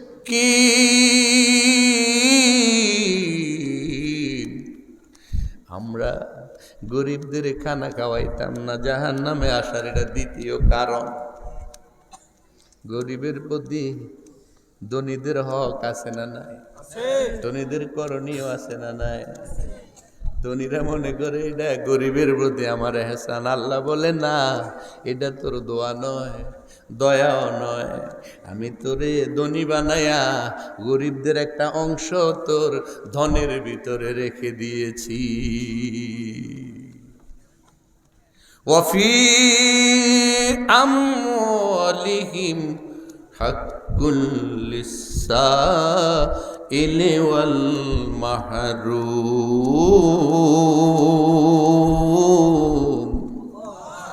ও ধনীরা, তোমাদের মালের ভিতরে আমি আমার গরিবদের জন্য একটা অংশ রেখে দিয়েছি। খবরদার, ফসল কাটার সময় তার অংশটা দিয়া দাও। সে যখন হাঁক দেবে তখনই তারে দিয়া দাও। তোমার বাড়ির কাছে এমন এমন মানুষ আছে নামাজ পড়ে রোজা রাখে, দিনে আনে দিন খায়, ছেলে মেয়ে নিয়ে চলতে পারে না, সংসার চলে না, যা কিছু আয় রোজগার হয় যদি ট্যাবলেট কিনে, সিরাপ কিনতে পারে না, ঔষধ কিনলে স্কুলের বই ছেলের জন্য কিনতে পারে না, ছেলের যদি স্কুলের বেতন দেয় বেগম সাহেবার ফর্মের কাপড় কিনতে পারে না। এরকম অনেক মানুষ সমাজের ভিতরে আছে, কিন্তু মুখ ফুটে কারো কাছে কিছু বলে না। আল্লাহ পাক বলে এই মানুষগুলো জমিনের বুকে আমার মেহমান। জোরে কোন সুবহানাল্লাহ। আল্লাহ পাক বলেন লা তাকুলু আমওয়ালাল ইয়াতামা, তোমরা এতিমের মাল খাইও না। এতিমের মাল খাওয়া আর পেটের ভিতরে আগুন বহন করা সমান। কিন্তু আমরা এতিমের মাল খাই কি খাই না? আমরা এতিমের মাল খাই কি খাই না? গরিবের মাল খাই কি খাই না? রিলিফের কম্বল পাওয়া যায় চেয়ারম্যান সাহেবের বাড়িতে, ঠিক না বেটি? বিস্কুটের টিন পাওয়া যায় নেতার বাড়িতে, বিজিএফের কার্ড, গরিব মহিলাদের যারা বিধবাদের ভাতা দেয় কার্ড দেয়। যদি প্রধানমন্ত্রী দেয় 500 কার্ড, যারে দিছে সে বিতরণ করে 300, আর 200 গেছে কই? কথা কি মিশা? বলতে হবে না আপনার নেতার গায়ে লাগবে, এই জন্য কি বলা হারাম? وَكُنَّا نُطْعِمُ وَلَمْ نَكُنْ نُطْعِمُ الْمِسْكِينَ, আমরা গরিবদেরকে খাওয়াইতাম না। এই ধরনের অভ্যাসটা আপনাদের গ্রামে আছে না নাই? কি খাওয়ান আপনারা? গরিবদের কিভাবে দেন? ধনী মানুষেরা 10 টাকা দিয়ে বিদায় করে দেয় আর বলে যা যা চলে যা, সময় সময় বুঝুস না, একটু আগে আসতে পারলি না, অথবা আগামী দিন আসিস, একটা ধমকের শব্দ দিয়ে দূর করে দেয়। আল্লাহ তাআলা বলেন ওয়া আম্মাসাইলা ফালা তানহার ওয়া আম্মা বিনিমাতি রাব্বিকা ফাহাদ্দিস। খবরদার, আমার গরিব রে ধমক দিও না, তাড়াইয়া দিও না। দিতে যদি না পারো একটা সুন্দর শব্দ ব্যবহার করবা, তবুও তাকে ধমক দিও না। এই গরিব তো নয়, সেটা তো আমি আল্লাহ। জোরে কোন সুবহানাল্লাহ। আল্লাহ পাক বলেন বান্দা, আমি অসুস্থ হয়ে তোর কাছে গেছি, আমার সেবা করস নাই। পিপাসার্থ হয়ে তোর কাছে গেছি, আমাকে পানি পান করাস নাই। খাদ্যের অভাব নিয়ে তোর কাছে গেছি, আমি খাবার পাই নাই। বান্দা বলবে রাব্বুল আলামিন, তুমি সবাইরে খাওয়াও, সবাইরে ফরাও, সবাইয়ের পিপাসা দূর করো, সকলের ক্ষুধা তুমি নিবৃত করো, আমি কেমনে তোমারে খাওয়াবো? বুখারী শরীফের লম্বা হাদিস। আল্লাহ পাক বলবেন হাসরের ময়দানে, ও আদম সন্তান, তুই ভেবে দেখ, আমার গরিব বেচারা ক্ষুধার্ত হয়ে তোর বাড়িতে গিয়েছিল, তুই তাকে হাঁকাই দিয়েছিস, পিপাসার্থ হয়ে তোর কাছে গেছে, তুই এই কথা বল কেন? কোনো কথা চলবে না। আমি ক্ষুধার্ত হয়ে তোমার বাড়িতে যাওয়ার অর্থ হলো আমার ভিক্ষুক তো তোমার বাড়িতে গিয়েছে, সেদিন যদি তাকে খাওয়াতে আজকে হাসরের ময়দানে তোমার খাদ্যের অভাব হতো না। ঠিক কি না কথা বলে? আপনারা যে মা বাবার 40-এ খাওয়ান, কারে খাওয়ান? কাঙ্গালি বুঝ লেখেন, খাওয়ান কারে? চেয়ারম্যান সাহেব, মেম্বার সাহেব আইয়া যে এইভাবে চেয়ারটি দখল করে, গরিবেরা ঢুকতে লাগলো, যা যা যা যা, সময় বুঝোস না, আগে আমার নেতারা খাইয়া যাক, তারপরে তোরা আস। তো দাওয়াতটা দিছেন কারে? আয়োজনটা কার জন্য করছেন? বাবার রুহের শান্তির জন্য। তো তো রুহের শান্তি পাবে কারা খাইলে? কথা বলে না। তাও গরিব খাওয়াইলেন কারে?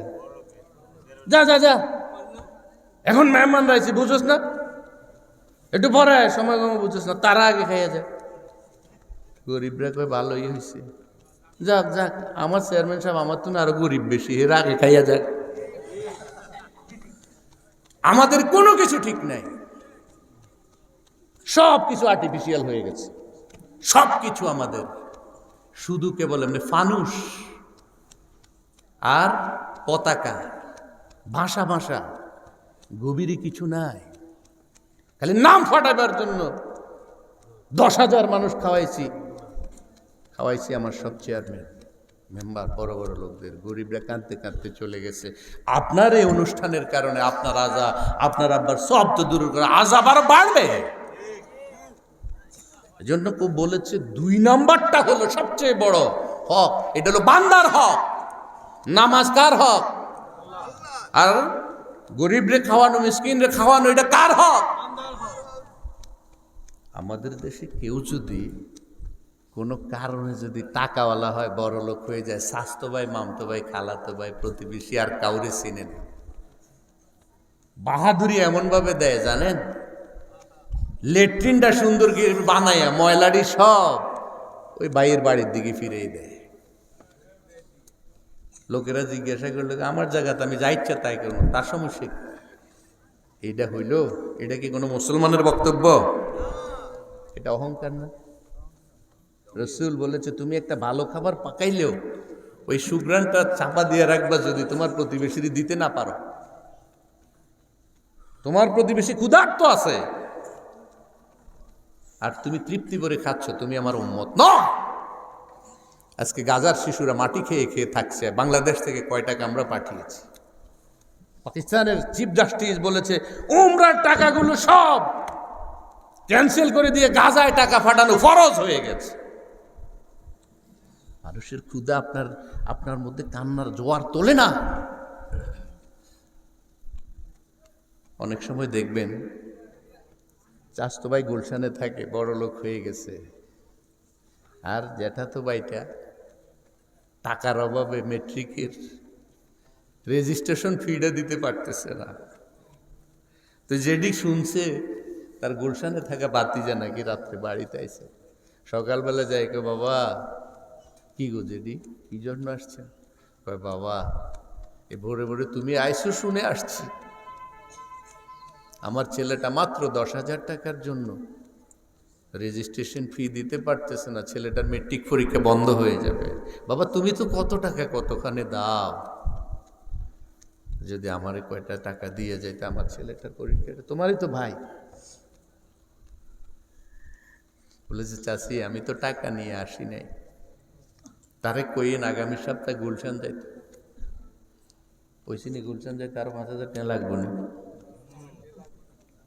এই যে কতবার গেছে আর আইছে, চাচতো বাইরে 10,000 টাকা দাঁড় দিতে সম্ভব হয়নি। কিন্তু এই লোকেই এমনি ফুটবল খেলার সভাপতি হওয়ার জন্য কসকসা 10 লক্ষ টাকার নোটের চুলওয়ালা পোলাবানের কাছে দিয়ে লাইছে। কথা কি মিশা করলে আমার ধৈর্য যাওয়ার সময় বললাম না খুব নুতমুল মিসকিন, আজকে আমরা জাহান্নামে এসেছি। কারণ হলো আমরা গরিব মানুষের খাওয়াই নাই, বরং গরিবেরটা সহ আমি খেয়ে ফেলেছি। এই জগতে হায় সেই বেশি চায় যার আছে ভুড়ি ভুড়ি, রাজার হস্ত করে কাঙ্গালের ধনসুরি, ঠিক না ব্যাধি? এদেশের সব টাকা সুইস ব্যাংকে আর কানাডায়, বেগম পাড়া, মালয়েশিয়ায়। এ কথা বললেই মৌলবীরা খারাপ, আর আপনি চুরি করে ফেলেন। চুরি কেন, দেখলাম কেন, এটাও আমার দোষ, দেখতেও পারবো না। অন্যায় করে আর বাহাদুরি করে। আল্লাহ বলে যে এই সমাজের ভিতরে অন্যায় তো করে করে অন্যায়টাকে ন্যায় বলিয়া চালাই দেওয়ার চেষ্টা করে, অপেক্ষা করো, ওই সমাজ গজবের জন্য অপেক্ষা করো। ওলাম না কোনো তেমুল মিসকিন। আমাদের 2 নাম্বার বিষয়টা হলো আমরা গরিবরে খাওয়াই নাই। তার মানে কি বান্দার হক সম্পর্কে আমরা সচেতন ছিলাম না। এটা না করার কারণে আজকে বিপদে আছি। অনেক মানুষ আছে বোনের জায়গা বিক্রি কইরা বোনের হক মাইরা দিয়ে হজ করতে মক্কায় চলে যায়। বোন রাস্তায় রাস্তায় কাঁদে। 1000 বছর বারো যদি তুমি হজ করো, হাজি তো দূরের কথা, আল্লাহ রাব্বুল আলামিন মক্কার লম্বা জাঁডালা লইয়া তোমারে বাংলাদেশে ফিরাইয়া পাঠায় না। এটাই তোমার ভাগ্য।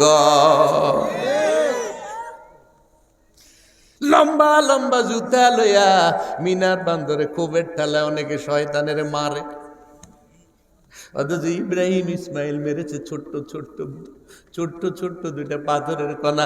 এতেই শয়তান আহত হইয়া মিনার বান্দরে এই যে মরছে। আর আপনি জুতা মাইরাও মারতে পারেন না, বরং শয়তান আপনার দিকে তাকাইয়া খিলখিল করে হাসে, বলে বাংলাদেশের হাজি রে, এত খুব লই আমারে জুতা মারস। আমি তোর সাথে চ্যালেঞ্জ দিলাম, তোর হজ না আমি বাংলাদেশে যাইতে দিমু না। ওখান থেকে শয়তান তার লগে বাজি ধরে ফেলেছে। এবারে যখন স্বর্ণ কিনতে গেছে 2 লাখ টাকা বেশি নিয়েছে। সৌদি আরবে স্বর্ণ সস্তা। বিমানবন্দরে আসার পরে কাস্টম যখন ধরলো, হাজি সাহেব ওজনের বেশি কিছু নিছেন? না ভাই, হজ কি মক্কায় তুই আইছে না বাংলাদেশে রয়েছে?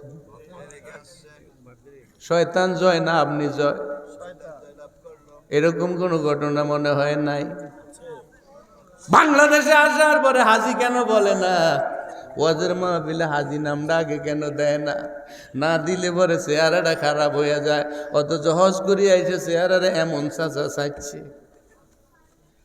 চাইছে আবার এভাবে হোমানুষি কিনা ডলি দেখে। উনি আবার হাজি রসুল প্রেমিক। এরকম মুসলমান বাংলাদেশে না থাকুক, আপনাদের 3 পাড়ায় না থাকুক, আল্লাহ মাফ করুক। ওলাম না কোনো তেমুল মিসকিন। যেই বাঘ মার্কা উমরের কথা বলেছি, আল্লাহর দুশ্মনদের মোকাবেলায় ময়দানে যখন দাঁড়াতো, সারা দুনিয়ার কাফেরেরা থর থর করে কাঁপতো। আর ক্ষুধার্ত মানুষগুলো মিছিলে মিছিলে হযরত ওমরের কাছে এসে পেট ভরে বিদায় নিত। রাত 3টা বাজে, সুদূর গ্রাম অঞ্চলে প্রান্তরে গিয়া রাতের বেলায় ছদ্মবেশে পাহারা দিচ্ছে। কোন ঘরে কে না খেয়ে আছে? খলিফাতুল মুসলিমিন, আমিরুল মুমিনিন দূর গ্রামে গিয়ে রাতের অন্ধকারে যখন হাঁটতেছে গ্রামের ভিতর দিয়া, এক ঘরের জানালা দিয়া কান লাগাইয়া দেখে ঘরের ভিতরে শিশু কাঁদতেছে, মা গো মা খাবার দাও, ক্ষুধার যন্ত্রণায় থাকতে পারি না। মা শূন্য হাঁড়ির ভিতরে পানি জাল দিয়ে দিয়ে ছেলেকে ঘুম পাড়ায় আর বলে, বাবা ঘুমাইয়া যা, একটু পরে খাবার পাক হবে, তোমাকে আমি জাগাইয়া খাওয়াবো। মা জাগানো লাগে না, ক্ষুধার যন্ত্রণায় ছেলে নিজেই জেগে যায়। আবার বলে, মা গো খাবার দাও। মা এইভাবে আশ্বাস দিয়ে দিয়ে ছেলের ঘুম পাড়া। ছেলের ক্ষুধায় তো ঘুম আসে না। আমিরুল মুমিনিন কান লাগাইয়া রেখেছে জানালার সাথে। আমাদের দেশের রাজারা যদি এর 100 বারে 1 ভাগ হয়ে যেত, এই সোনার বাংলাদেশটা সোনায় পরিণত হয়ে যেত। ইয়েতিম শিশুর মা বলতেছে, ওমরের বিচারটা আল্লাহ করু। ওমরের কথায় জেহাদে গিয়ে আমার স্বামী মারা গেছে। ইয়েতিম ছেলেটার মুখে আমি খাবার উঠে দিতে পারছি না। আজকে যদি তার বাবা বেঁচে থাকতো, রাত 3টা বাজে আমার মাসুম শিশুর ক্ষুধার যন্ত্রণার দায়ভার আমার নেওয়া লাগতো না। আমিরুল মুমিনিন দূর আরবের গ্রামে ঘুরতে গিয়ে যখন এই কথা দরজার পাঁক দিয়ে শুনতে পেল, অমনি এত জোরে একটা দৌড় দিয়েছে, এক দৌড়ে বাইতুল মালে হাজির হয়ে গেছে। রাত 3টা বাজে সে বাইতুল মালের পাহারাদারকে বলতেছে, উঠ উঠ, ঘুম থেকে উঠ। আমিরুল মুমিনিনের শব্দ শুনে দারোয়ান লাফাইয়া উঠেছে, বলতেছে, আমিরুল মুমিনিন, এত রাত্রে কেন আপনি ডাকতেছেন? কি সমস্যা? বলে, কথা বলিস না, দেরি করিস না, ময়দার বস্তাটা আমার কান্দের উপরে উঠাইয়া দে। দারোয়ান বলে, আমিরুল মুমিনিন, আমি তো আছি, আপনি কেন আমি থাকতে বহন করবেন? বলে, শোন, আমার বোঝা আমার কান্দের উপরে বইতে দে। কিয়ামতের দিন আমি ওমরের খেলাফতের রাজত্বের ভিতরে এই সীমানায় যদি একটা কুকুর না খেয়ে মারা যায়, আল্লাহর আদালতে আমি আসামি হয়ে চেহারা দেখাতে চাই না। সুতরাং আটার বস্তা আমার বোঝা আমার কান্দে উঠাইয়া দে। আটার বস্তা লইয়া বিধবার বাড়িতে গিয়ে রাতের ভিতরে আটা পৌঁছাইয়া ওই 3 শিশুর মুখে খাবার উঠাইয়া তার যখন শান্ত হয়েছে, তারপর আমিরুল মুমিনিন ফিরে এসেছে। মহিলা বলতেছে, কে গো তুমি? বলে, আমার পরিচয় পরে জানবা, আগে তারে খাওয়া।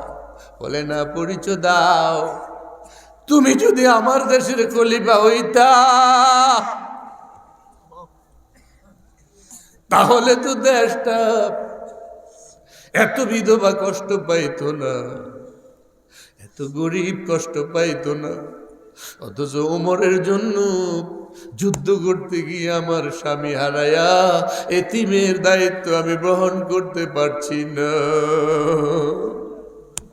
আমিরুল মুমিনিন পরিচয় না দিয়া বলে, সুযোগ পাইলে আগামী দিন খেলাফতের দরবারে যাবেন, সেখানে আমিরুল মুমিনিনের পরিচয় পাওয়া যাবে।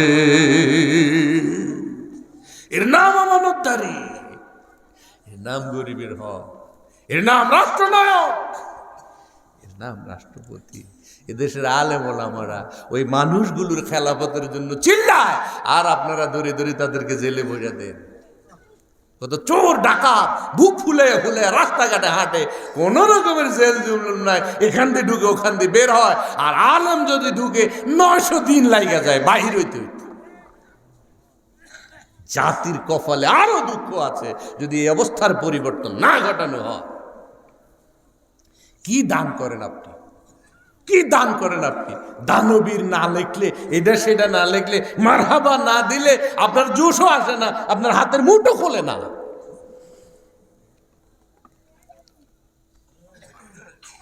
রাসূল বলেছেন 7 শ্রেণীর মানুষের ভিতরে একটা শ্রেণীর মানুষ হবে তুনফিকু ইয়ামিনুহু লা তা'লামু শিমালুহু মা তুনফিক ইয়ামিনুহু। এমন কিছু মানুষ আছে ডান হাতে দান করে, তার বাম হাত খবরও রাখে না, এত গোপনে দান করে। প্রিয় বন্ধুগণ, রোজা আইছে না, আপনারা ইফতার করেন না? করবেন না? আইছে তো, ঘটনাটা বলবো, কষ্ট হননি কোনো? 12টা বাজছে, তাইলে আর হইব না। ইমাম হোসেন 12টা 5 হয়েছে, তোমার তাবারুক রেডি, আমি জানছি তাবারুক রেডি হয়ে গেছে।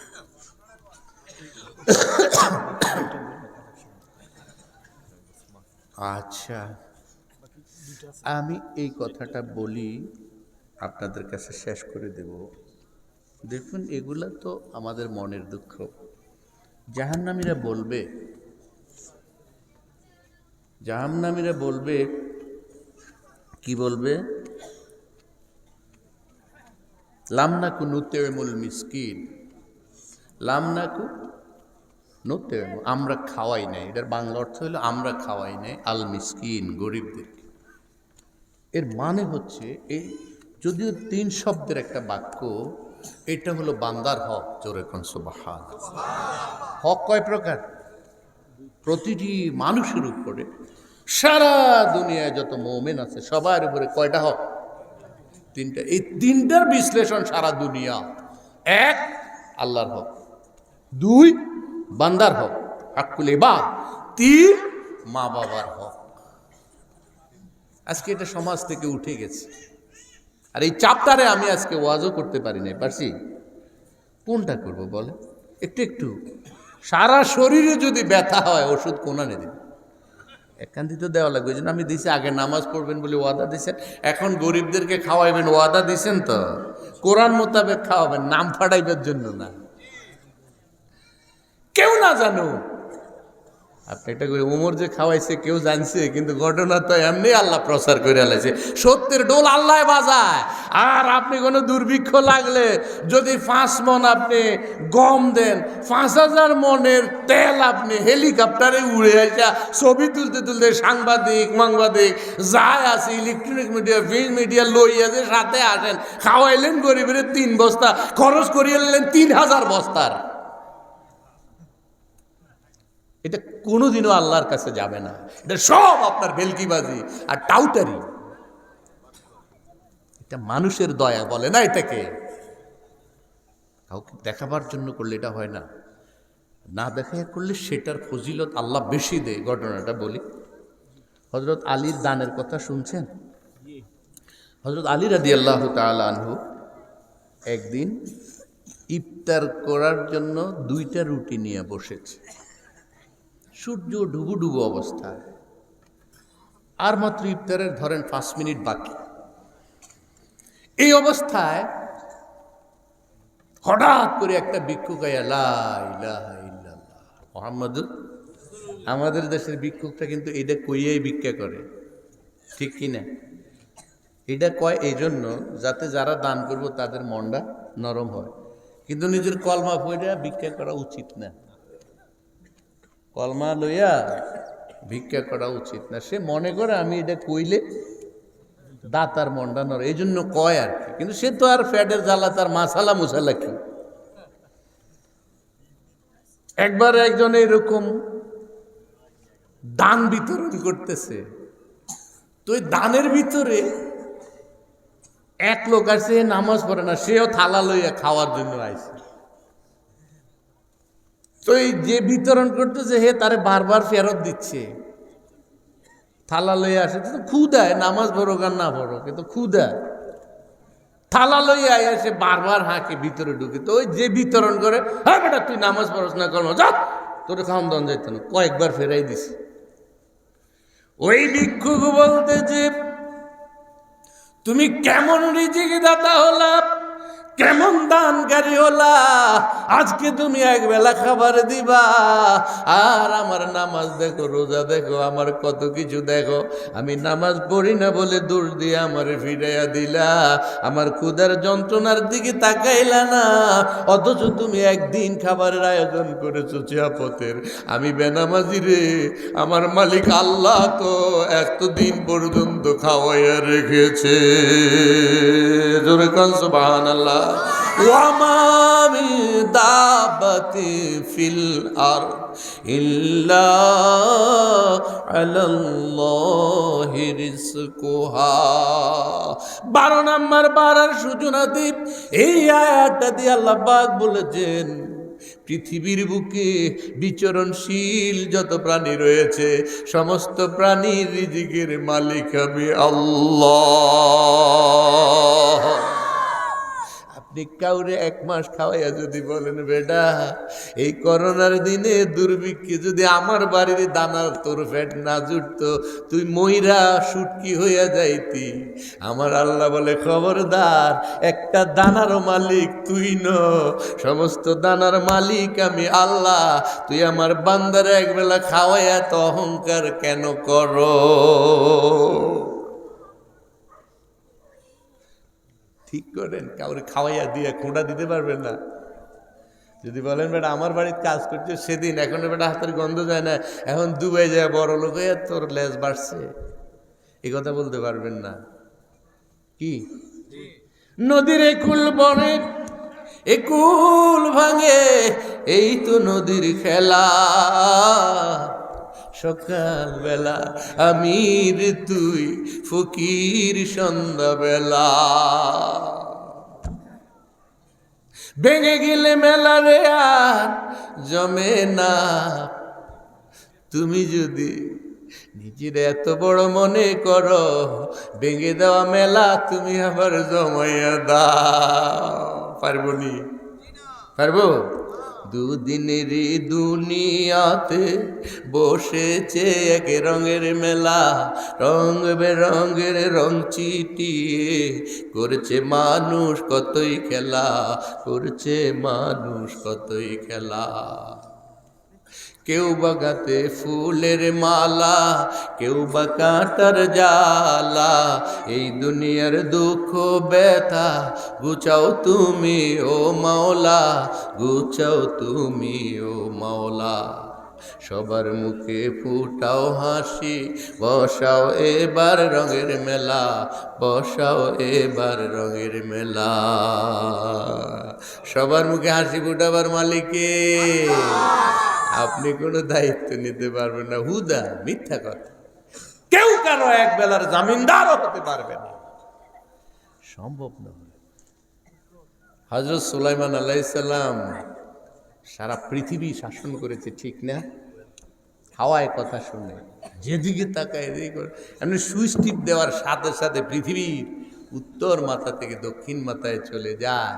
তো হযরত হুসাইন সুলাইমানের কথা পাকিয়ে শোনে, পিঁপড়ায় শোনে, সবার কথা তিনি বুঝে উঠে হাওয়ার তখ্তে ছড়ে মিনিটের ভিতরে গোটা পৃথিবীতে চলে যায়। এটার কোনো তেল লাগে না, মোবিল লাগে না। হযরত সুলাইমান এমন এক রাজা, আর তার রাজ সিংহাসনের বিবরণ যা এসেছে, বিলকিস রানী সুলাইমানের রাজপ্রাসাদে এসে পাগল হয়ে গেছে। সুলাইমানের রাজপ্রাসাদে এসে বিলকিস রানী মনে করে গ্লাস দিয়ে এত সুন্দর করে সাজানো, দূর থেকে মনে হয় দপ দপ করে পানি পড়তেছে। তো রানী বিলকিস আইয়া বেডি মনে করছে ফানি, এইভাবে হাঁটুর কাপড় উঠানি শুরু করছে। সুলাইমানের কর্মচারী রানী রানী হাঁটুর কাপড় উঠানো দরকার নাই, এটা তো কাঁচ, কাঁচ, এটা কাঁচ, এটা পানি না। বুঝে দেখেন, এক দেশের রানী, সাবার রানী সুলাইমানের রাজপ্রাসাদে এসে অনুমান করতে পারছে না এটা পানি না কাঁচ। কি পরিমাণ বিলাসবহুল রাজপ্রাসাদের কর্তৃত্ব সুলাইমানকে আল্লাহ দিয়েছে। সুলাইমানের মধ্যে এক ধরনের অনুভূতি তৈরি হয়েছিল, বলছিল যে তিনি সারা পৃথিবীর সব প্রাণীকে এক বেলা খাওয়াবে। কয় বেলা? শুধু এক বেলা জিয়াফত খাওয়াবে। আল্লাহ কয় সুলাইমান পারতি না তো, কয় মাবুদ তুমি পারমিশন দাও। আজকে আপনারা তবার করে আয়োজন করছেন না, দেখেন পিছন দিয়ে কি ঢল আর সামনে কেউ নেই। ওই যে প্রথম আইতে আর নেই, আপনি যদি আজকে ফ্যাকেটটি না দেন কেউ আগামী বছর আইতেন। হ্যাঁ না, আমি এত নিষ্ঠুর ওয়াজ করতাম না। আগামী বছর আর প্যাকেট ডবল করে বাড়াই দেবেন। কি কন? কি কন? আর ডবল করে বাড়াইতে হলে তো টাকা লাগবে, টাকা লাগবে। 1 মন করে পেঁয়াজ দিয়ে এলাম, 3 মন করে তেল দিয়ে এলাম, প্যান্ডেলের পয়সা একজনে দিয়ে এলাম, মাইকটি সব একজনে দিয়ে এলাম, আর একজনে প্রচার প্রপাগান্ডার জন্য পোস্টার ব্যানারটি দিয়ে এলাম। বাস ইমাম হোসেনের দায়িত্ব হালকা হয়ে গেল। বেচারা কতক্ষণ ধরে ভাঙবো, পিছিয়ে কতক্ষণ ধরে, আপনার পিছিয়ে কতক্ষণ ধরে, আমার কৌজোর আপনি চেন, আমার বিপদে বেলায় যায়েন কেন। আমার কালকে মাহফিল নোয়াখালী, সকাল 8টায় অফিস করতে হইব, করি তারপরে যাইতে হইব। সুতরাং আপনাদেরকে যা কিছু বলছি আপনারা কোনো রাগ হয়েছেন? রাগ হয়েছেন কে কে? হাত তোলেন তো। আমার জন্য দোয়া করবেন কে কে? হাত তোলেন চাই। আল্লাহ আমিন। আল্লাহ তুমি কবুল করো। সবাই বলার সাথে সাথে আমার মতো গুনাহগারের দোয়া করবো, আমার আর কিছু লাগবে না। আল্লাহ তুমি কবুল। দোয়ার উপরে কিছু আছে? আমি আপনাদের জন্য দোয়া করবো। ইমাম হোসেনের টাকাটি দিলাম, 5 মিনিট সময় দিলাম, 5,000, 10,000, 1,000 করে যা দিতে পারবেন। আপনারা কি এই মাহফিলটাতে খুশি হন নাই? খুশি হন নাই? সাই হাত তুলে দেখান তো, আল্লাহরে দেখাবেন। আরেকবার কষ্ট দিয়ে রাখি, 2 হাত তোলেন, 1 হাত তুললে হইতো না, 2 হাত উঁচু করে আল্লাহরে দেখো। আপনারা খুশি হয়েছেন তো? বেশি না কম? বেশি না কম? বেশি হইলে হাতগুলা রাখেন, আমি কইলে নামাইবেন। একটা টাকাও যদি আপনার পকেটে থাকে না দিয়ে বাড়ি যেতেন না। কথা দিছেন? কথা দিছেন? আর 10 টাকা, 20 টাকা, 1,000 টাকা দিলে আমি কোনো নাখুশ হইতাম না, কিন্তু 1 টাকা হলেও কেউ না দিয়ে যাবেন না। রাজি তো?